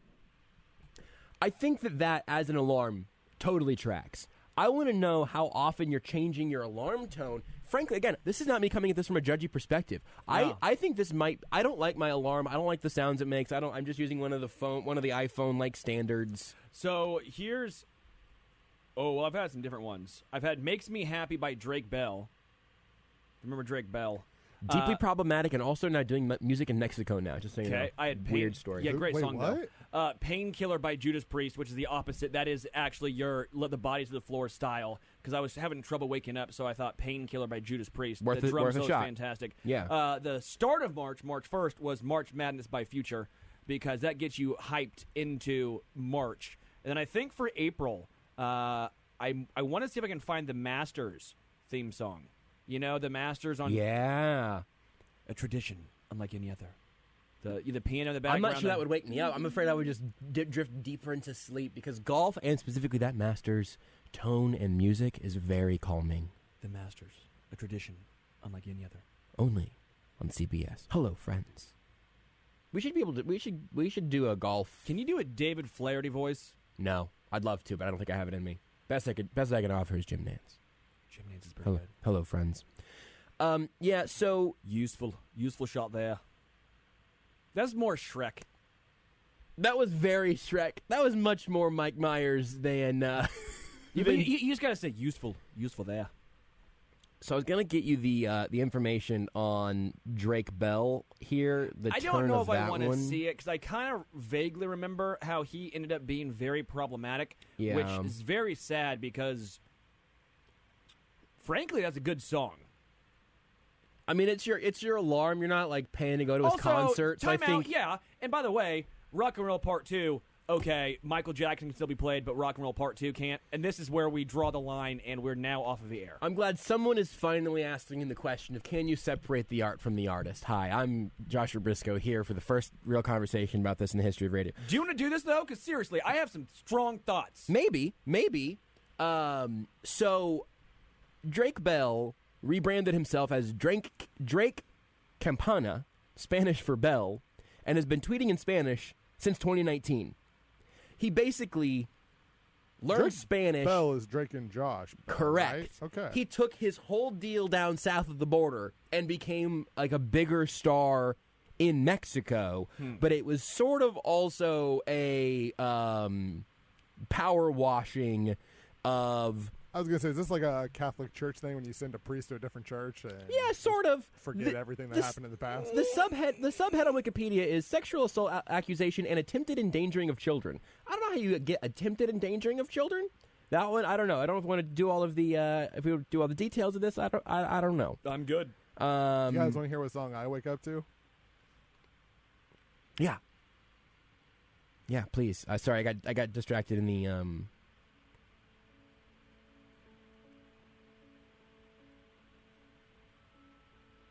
This is very peaceful. It's very pleasant. It's a very calm. This has been one of the best segments. That's exactly what I was going to say. It's just a very nice, slow wake up. It doesn't rattle me. It's just nice. I wish there was a random scream halfway through, just a startling. But then, of course, because I'm always afraid that won't do the trick. Yes. Like 10 minutes after that, I have the very loud, obnoxious, like wah wah, just to be safe. A blowhorn, or what if there was in the middle of that, you hear us burr, burr, burr, burr, like that. I love always. that. Maybe you go Masters theme music, club remix. Yeah. So it kind of gives you the chance to wake up to the tinkling piano. A tradition unlike any other. The Masters on CBS. It's the mother effing Masters. I'm Jim Nantz. I would like that. I really just want to do a David Flaherty voice, and I can picture it in my head, but when I say it, it's just Shrek. Give it another pass. Donkey. Is Tiger going to play? Is that happening? Yeah, he's supposed to be playing, yes. He walked with his son, and I want to say Justin Thomas, a few days ago, and he is still on the Masters list, and all reports that I have seen have pointed to Tiger Woods returning and playing Augusta, which is very impressive considering it's not a easy course to walk, right? It's not an easy course. If you look at hole 18 just by itself, you're like, bleep, this is a lot of walking. I've been to the Masters. I went in 2009.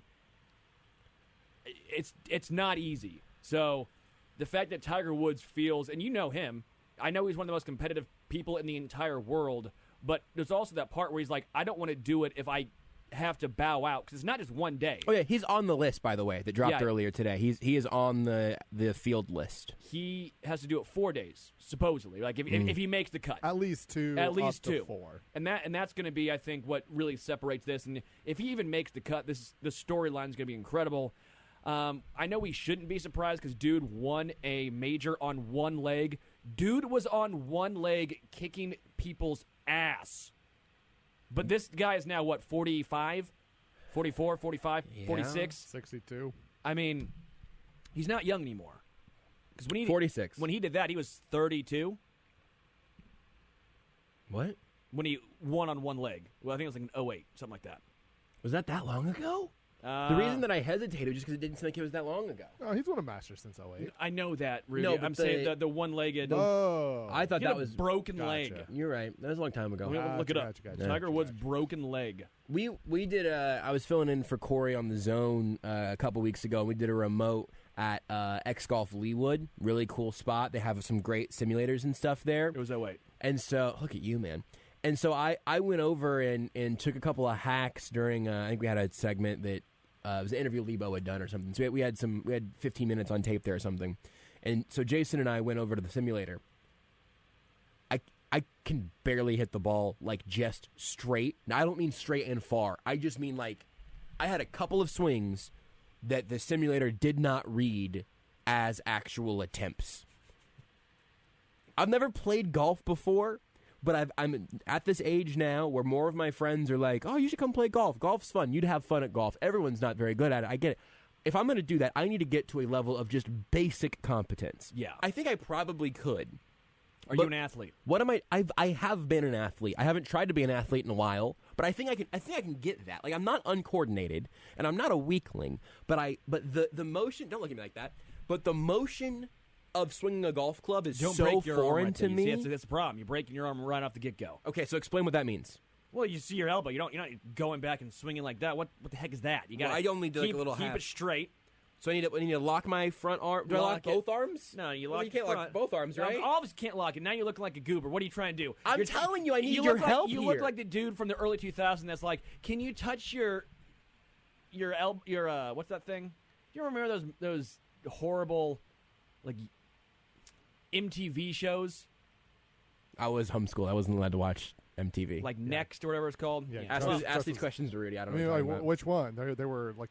Remember the show Next? You say horrible. They were very bad. I watched like 90% of my TV viewing was probably those MTV shows. They were fantastic. My point was, but Next, your motion right there was a very awkward looking motion. We're going to teach you. Okay. We're going to do a whole segment where you and I go to the range. Lock that front arm, bend the back. That doesn't make sense. You don't purposely bend it. So here's the important thing you need to know, You got to stand Josh. up, so you got to stand up. Next was a great show where basically it would think of The Bachelor, but it was in 30 minutes, and you just went one at a time, right? So like, you say a fiance Renee leaves you. You go on the show next. It's you. Great. So You're far, seems like a great You're start. on a date with a beautiful woman. Okay. She then says something that's a red flag. You're just next. She's You hit gone. the button. Next woman steps up. You continue on with your date. Like it just picks up right there with a new woman. You start getting to know each other. Oh, this is going great. She says something. And they you all know, wear puka shell necklaces. She walks up with a puka shell necklace. Maybe she. That's the thing. That's she a green could be, flag right she there. could be walking up. Yeah. What is just something that a girl could wear for you that's a red flag? What a challenging Let's say question. let's say you know those cones that you put on a dog, like actual dogs. So they A don't bite dog themselves? cone? Yeah, let's say that. Because that's that not would be a red flag. You yes. can just immediately go like next before she even says wow. Hey, you can say next whenever for whatever reason, and then the whole point was at the end of the 30 minutes, ideally you find love. Now I imagine the day itself was much longer than 30 minutes, but but the you know, episode is the 30 show's minutes. 30 minutes. Okay, well, so let's play that game. It makes the Bachelor seem like his actual true love. Yeah, that's even more superficial. By the way, us standing and doing this, we are the bleep holes in the offices that have the standing desk. The standing desk. That's what we are right now. Sometimes we've done a We're the few standing segments desk of radio right now. We've done a few segments here before where Don't say we. I think I've gotten you to stand Not once. Never? Never. I've done a couple of segments. It would be weird if I stood because for the first time ever I'll stand and I'll show you what the problem is.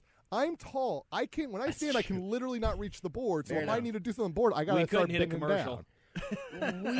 The royal we is me standing, but we the show. You know, where I have I do like stood, to thank all of our listeners. Do stand when you stand. I like to think that they all stand and pledge allegiance to Dick Justice for All. It's actually it's Lee Greenwood. What? And I proudly stand up next to you. Those aren't the lyrics for that song. Toby Keith. I don't think it's Toby Keith either. It's definitely Lee Greenwood, I think. I also just realized the only version of that song that I do know the lyrics of is an old parody song.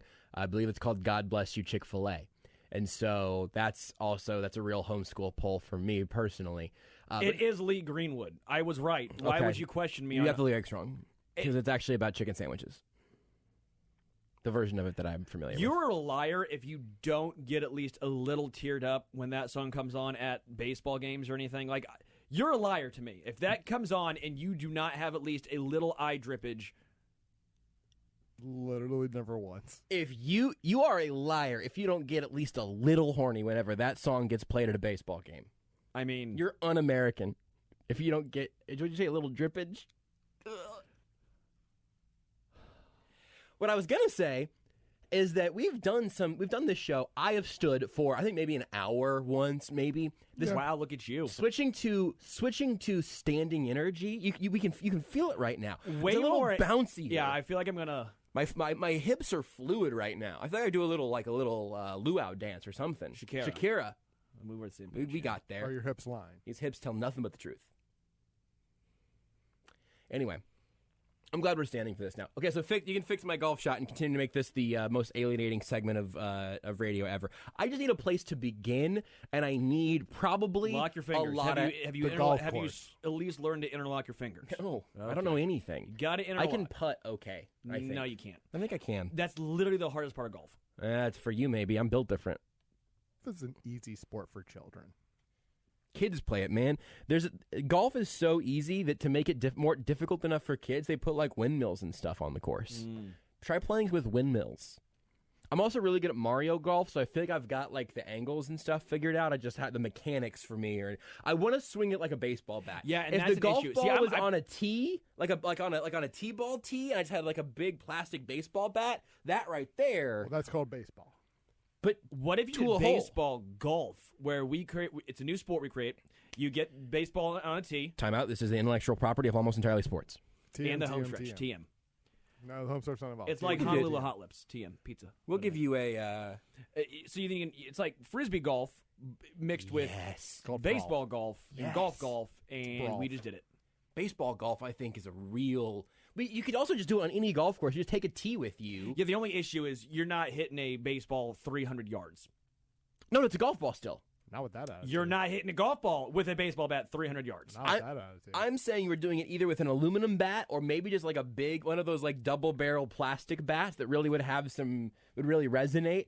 Or maybe you turned it into like a racquetball or something. Actually, I have no idea. How far do you think you could hit a golf ball with a aluminum bat? First off, that bat you're not going to want to use probably ever again because it's going to be for sure just torched.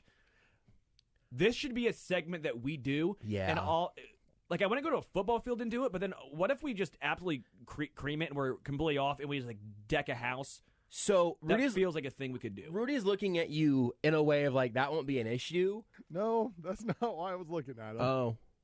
You want to cream it, Sterling? Is that the choice of words you want to go with? I think if we were out there creaming golf balls with an aluminum baseball bat, my hunch, and this is not me being overconfident white man, this is just me thinking about the physics of it all, I feel like you could obliterate a golf ball with an aluminum baseball bat. I think that you could hit one. And I'm a lefty, so I feel like I got some Ken Griffey Jr. still. The swing at least. Let's say someone's tossing it to you and then is in a very safe place because at this point it is a bullet. So you got to soft toss it because if you had it on a tee, the problem is it's so small you're going to connect with the tee some. We have to really kill the power. But if you got somebody there soft tossing, that ball's flying. For the future of baseball golf, that baseball. For the future of baseball golf, it's going to have to be a baseball tee with a golf tee attached to it, Yeah. So you can go that way. Yeah, this is why it's called almost entirely sports, I'm pretty sure. We're inventing a new sport. Sports. I think this would work. But if someone's soft tossing it to you, do you think I just want your quick judgment on this because again, I'm not saying I feel confident in this. But I feel like you could hit a major league home run with an aluminum baseball bat and a golf ball. Just the physics of it. I think it would bounce off your bat. I've hit home runs with a baseball. Dude, okay, well, we're not all freaking Adonises who shower 7 times a day, okay? Some of us are built different in a bad way. I just mean soft toss is yes. My point being you can hit balls very far. I mean I feel like they would be in the fountains. I think you're going to pop up 99% of the time because the ball is so small and all those dimples on it. I feel like there's going to be a lot of pop-ups. That's interesting. Maybe so. But I'm saying just if I gave Salvador Perez the bat and soft tossed him a golf ball, I feel like that thing is puncturing the Jumbotron at the K. Salvy's hitting that to what is it, a price drop or a high V that he does the thing? Both. Local grocery store. He's hitting into a local grocery store with a big old smile on his face. Yeah. I mean, here's the thing. Yes, for anybody when you first start off, I agree with you. You're going to see some foul balls, right? Because it's like with golf though. You go golf. I like how seriously Rudy's taking our fake sport. No, because this is not a fake sport. Hey, get on board, Sterling. The first time you went golfing, did every ball you hit go straight down, or did you yank some of them? Dude, right? I played last week and all my balls did not go straight. That's the point. So horrible. Sometimes you know what? You're going to hit some foul balls sometimes. And the better you get, you're going to hit fewer of them. They're still going to pop up occasionally, for sure. But the more you do it, the more balls are going to be yanked down the middle of that fairway 500 feet. Yank those yards. balls, Rudy. Cream them, Sterling. I typed in Google, how far can you hit a golf ball with? It auto-completed to with a baseball bat. I have a Quora.com question with answers. We will give you that answer whenever we come back here on Almost Entirely Sports. Sterling Holmes in the studio. We're about to find out how far you can hit a golf ball with an aluminum baseball bat next. Take the show with you wherever you go. Listen live on the Sports Radio 810 mobile app and 810WHB.com. Sports Radio 810 WHB's coverage of Radio Row. Brought to you by Worth Harley-Davidson, Amini's, Premier Volvo Cars of Overland Park, Premier Mazda of Kansas City, Core First Bank, and Hy-Vee. Live from New Orleans for the Final Four.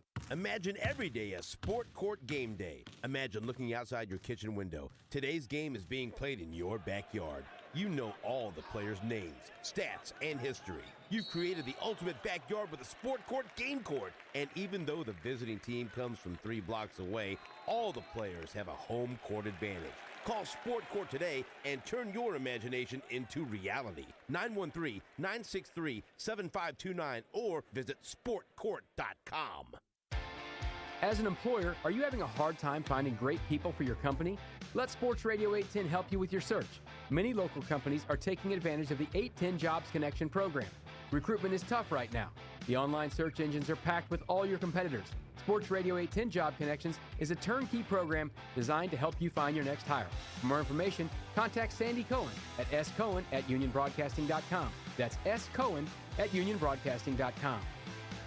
Only 4 teams remain. Your Kansas Jayhawks march on to the Final Four. The quest for the national championship continues. We here. Join us This Saturday, it's the top-seeded Kansas Jayhawks versus the Villanova Wildcats in the Final Four. Pre-game begins at 3:30 on your home for Kansas Jayhawk basketball. Kansas City's home of the Jayhawks, March Madness, and the Final Four. Sports Radio 810, WHB.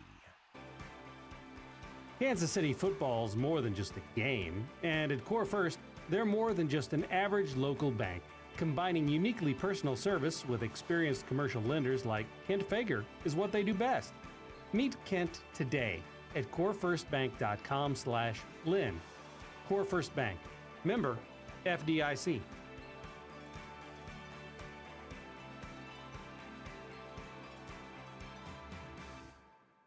At Hy-Vee, you can get fresh, made-to-order breakfast every day, and the menu offers great variety for groups of all ages, with hearty classics like the breakfast burrito and ham, steak, and eggs, and unique cravings like the Nutella banana waffle or apple pie pancake. Full service is available all week long from 6 a.m. to 2 p.m. The menu also includes a robust cocktail menu with fun features like the tropical mosa, morning margarita, and a charcuterie-themed Bloody Mary, available in locations with a bar only. Plus, all April long, kids eat free with purchase of adult breakfast entree at all Kansas City area Hy-Vee locations.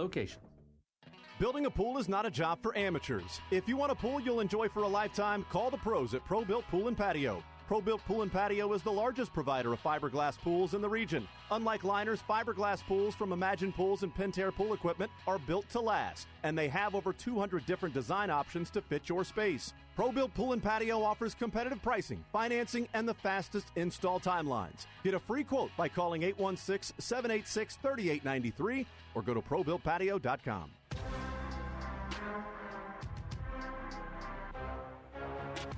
This is Almost Entirely Sports with Joshua Brisco. Your boy put up a hammock. On Sports Radio 810, WHB. We teased it last segment. We're going to bring you the answer here now as we round out the week with Sterling Holmes of the Homestretch over on ESPN Kansas City, 1510 AM, 94.5 FM. The standing energy has continued through the break, and I'm going to try to... That was Sterling slapping his own inner thigh. You want to mic that up and give that get another run for the Foley work here? That's a sturdy boy. So the question here... Really going to cream some things with that thigh. How far would a baseball go if a major leaguer hit it with a non-BBCOR aluminum bat? Don't know what that means. And it says, example, Giancarlo Stanton. Now, there's a guy here who says, not as far as people think, maybe 30 or 40 feet. That's ridiculous. Obviously, that's not going. Do you know how short 30 or 40 feet is? I don't, 30 feet is 5 of me. It's ridiculous. But here's the answer that I'm personally rooting and working for. The present record for longest verifiable baseball hit. Oh, don't you make me upgrade to Quora Plus to see the rest of this answer. Oh, you mother bleeper. Get your credit card out. Oh, you mother bleeper. Get your credit card out. In June 8th, I'm going to another answer. June 8, 2021, Shohei Ohtani hit a changeup from Chris Bubich. Didn't expect him to get sideswiped in this, sorry. The ball had an exit velo of 111 miles per hour with a launch angle of 31 degrees, and it went 470 feet. Oh, yeah, I remember that one. That was torched. If you choose... So here's the tough math here. Wait a second. Is this about hitting a baseball on the moon? Oh, no. I so confidently teased that we would have an answer here, and then I was going to save the answer for being here on this segment. Almost entirely an answer. And now I feel like we've gotten duped. No, you're good, because, the reality is, in 5 years, we're not going to be living on Earth anymore. This sport was not meant for Earth. The sport was meant for space. For the moon? Yeah, that and Mars, I assume it's similar, Okay, this is an answer from Derek Staples. Well, Their credentials are huge baseball fan. Are we playing in the dead ball era, or are we playing in, the golf balls? I was going to say it's the golf ball era. As a teenager, I did this very thing at our local Little League park just for fun. This is the sourcing that we need. Yeah. Keep it in mind that at the time I was a 17-year-old using a wooden bat without a pitcher. I just tossed the ball in the air and hit it. The ball cleared the center field fence 380 feet away. It was approximately 75 feet in the air. My best guess is that it went about 450 feet. A golf ball thrown at 90 miles per hour and hit by an MLB player would likely travel 500 yards easily. Yards? Remember that John Daly once hit a drive on the main runway at the Denver airport that traveled over 1,200 yards, counting bounces? Oh, because it's on a runway, so it's not going to stop. It's going to roll for almost ever. So I think they're counting 500 yards as with a roll, but this guy's saying he hit it 450 feet as a 17-year-old in a Little League park, throwing it with a wooden bat to himself. I think Salvi's hitting this thing 1,000 yards in the air. I disagree. The only thing I yards care about or feet? The only thing I care, yeah, feet. I meant feet. Did I say feet. yards? Yeah, I think we're I meant 1,000 feet. I that's think like, what, we need to 20 go yards? and do this. Is what we need. Can we call up like John Sherman and say, "Hey, pal, can we use your stadium for a little bit?" I can ask Mellinger. I haven't asked him for any favors yet since he took over as the VP of Communications for the Royals. They for this. This would be a very fun segment, and we can also put to rest who can hit the farthest between you, me, and Rudy. We can get Beards too, because Beards would be fun. It's you, Sterling. Do we think? I think You're I might. still an athlete. I have the hip turn. I think I got the. I haven't touched a baseball bat in. But I play softball, and that ball's a Yeah, but that's the other direction from baseball to golf ball to softball. The last time I played any sport where you swing any sort of bat, I played a charity softball game last year 18. and was hitting dingers. I feel like I got some power in here. The only thing is, the last time I played was fall, and I was also multiple bush lights deep. Last swing though, absolute tank to right field. My strategy before any softball, charity, or otherwise event is to get like 14 bats in my hand like Babe Ruth and just look like I'm just warming up with a full bouquet of bats. I feel like that's an intimidating look for the pitcher in like a charity softball game. You really want to try the fear of God in them. You think, wow, what a bleep. And then I just go up into the box with all of those bats. I've got 4 bats in my hand. And somehow you still miss the ball. Whiff every single time. Absolutely whiffing.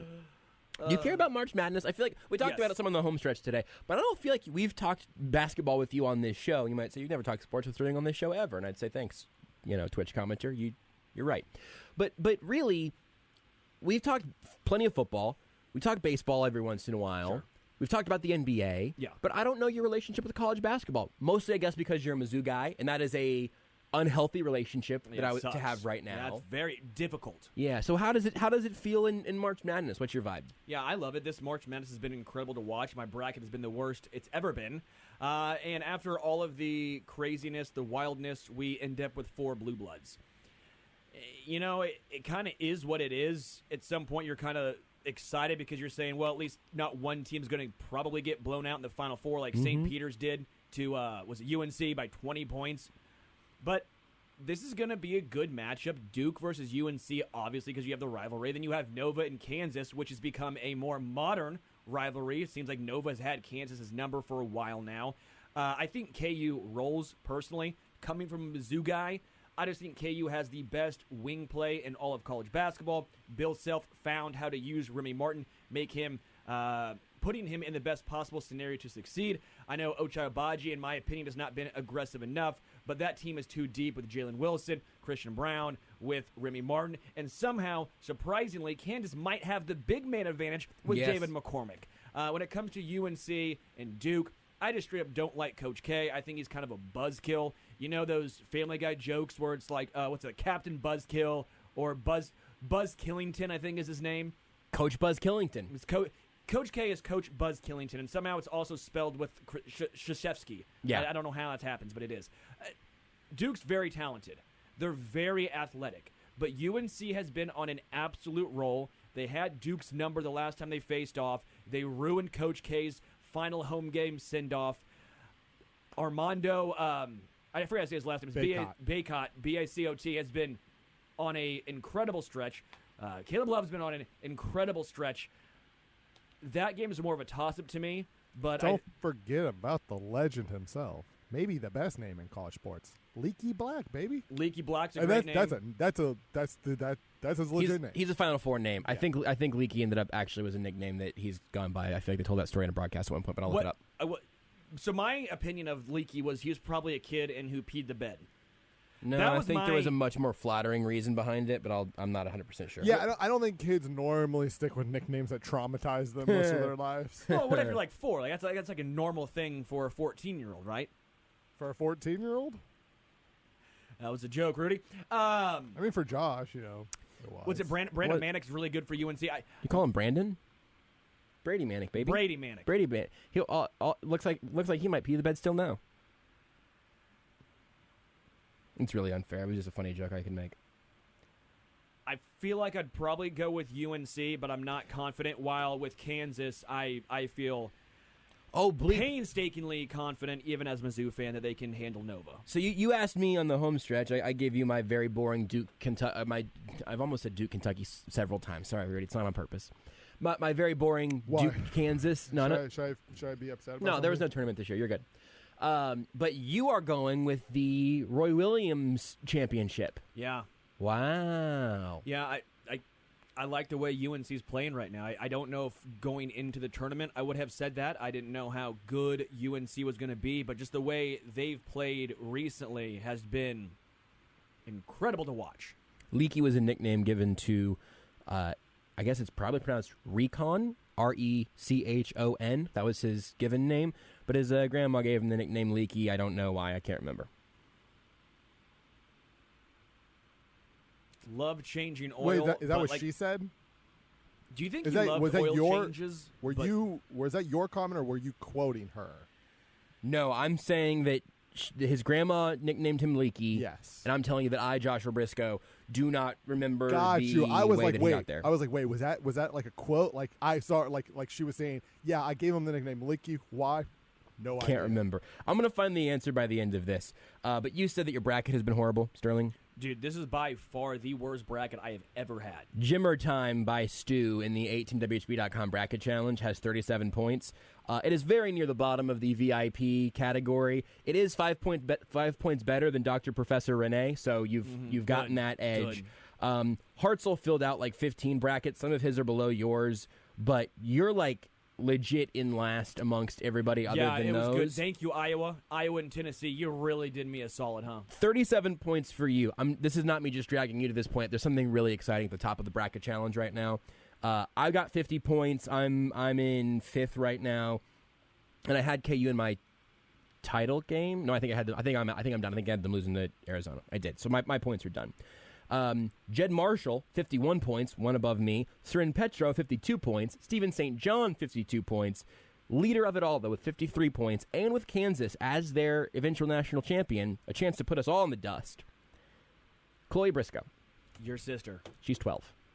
Good for her. She is winning the 8-10 bracket challenge amongst the VIPs, and that right there is March Madness. Like, that is the definitive March Madness thing. Where did your bracket go wrong again? I think it was Iowa. Iowa and Tennessee, I believe, were both of my Final Four teams, which is funny because I had Richmond winning the A-10 tournament as well as having Richmond saying, they're my upset team, whoever they play against. And then they played Iowa first round, and I go, well, Iowa was my other upset team because I thought Iowa was supposed to be I thought they were going to be a 4. They became a 5, 5-12 matchup. Never ideal. I have the origins of Leaky. Do you also have the origins of Leaky? Yeah, it's very anticlimactic. Super anticlimactic. It's just a boring reason. He loved oil changes and would always forget to put the cap back on, and everyone's car would always leak oil. That was Close. it. It's crazy that you nailed it. We can compare notes here, Rudy. I have from the Tar Heels website given the nickname Leaky by his grandmother due to his middle name Malik. Yeah, so I was like thinking to myself, that doesn't seem like it's probably the whole story. And so like obviously like I Googled the same thing. Mm-hmm. There was a video from the Tar Heel Times with him, like him explaining it. And he was like, yeah, I don't really know how it got started. My grandma just kind of started calling me that based off my middle name Malik. I was like, oh, nope, okay, that's all it is. Well, okay. It is sort of anticlimactic. Very anticlimactic. How much show do we have left here, Rudy? I got I can hit Sterling with some rapid fires. Rapid fire. Let's do some rapid fires. How do you feel about the Chiefs' offseason as of this exact moment? They have a plan. I don't know if it's a good plan, but it's a plan, and as long as they stick with it, I'm okay with it. The Royals have had a wonderful spring training. Bobby Witt hype is very, very real. That swing does look a little Troutish. I got to be honest. Hype levels right now on the 2021 Royals. 2022 Royals. What year is it? What time is it? What day is it? Pretty sure it's 1922. Royals hype level, Bobby Witt hype level 1 to 10. At least 11. For both of them? For both. No, I think the Royals are going to hover around 500. I think they're going to be very entertaining. The offense, I'm pretty hyped for. Yeah. As far as the pitching staff goes, I think there's still a lot of question marks. Zach Greinke helps, but when Zach Greinke at age 38 is your best pitcher by a wide margin, at least the most consistent guy, I have questions. Brady Singer, if he can learn a third pitch, we're hoping Zach Greinke's the guy that just goes, I have 4 curveballs. Right. Learn Right. a changeup. Right. I think Chris Bubich, I talked to David Lesky the other day about this, he is the most underrated of these guys. His upside might not be as high, but if he can throw that fastball 92 to 93 up in the zone, if he can locate his changeup low and away to righties, which is very difficult, which means if he can learn a slider to right-handed batters, keep him off balance, that could be a massive development for Chris Bubich. Double edge here on the Greinke thing in particular. One, you mentioned him as like a mentor who has 4 curveballs and could teach all of these guys something probably. It sounds like you're buying into that. I'm also buying into that a little bit. I love the hype. I want to know how you feel about that. I also want to know, we're about the same age. We both, loved baseball in our childhoods. There's very little that could make me as just nostalgically excited for something as Zach Greinke being back for the Royals. I'm curious if you have the same feeling. Yeah, I literally still have my spaghetti-stained Zach Greinke jersey, number 23. I'm busting that out. When he was signed, I was running down the hallway basically screaming. I'm pretty sure Soren and Kurt's were like, dude, what's going on? Like, what happened? Did you win the lottery? I'm like, Zach Greinke's coming back, baby! I can't confirm this. Was that really true? He Yeah, I was excited. hyped. I Genuinely excited. He's a very interesting dude. I think he's one of the few people in baseball. Well, not one of the few, but he is a guy in baseball who's he's himself. He is not afraid to tell what's on his mind. He's not going to be someone who goes, yeah, I just didn't have it today. He's a guy who's going to give you all of his thoughts. I don't know what's going on over here. I just threw a pin at Rudy, and he still didn't look up. I'm out of sorts on the clock thing. Gotcha. That noise was me tossing a marker. For some reason, I thought highlighter. that sound was behind me because there are people working around me. And but so yes, I'm very excited. that was them behind me. That's right. I just realized that we entered this segment without the typical end of hour out time, and I wasn't sure when we were going to start getting to that territory. Just about a minute or two. That's great. I start to wrap it up. Oh, then we can start to wrap it up here. Phrasing. Well, I don't know. This has been a very phrasing heavy show. The NBA wrap team. it up before you cream, Sterling.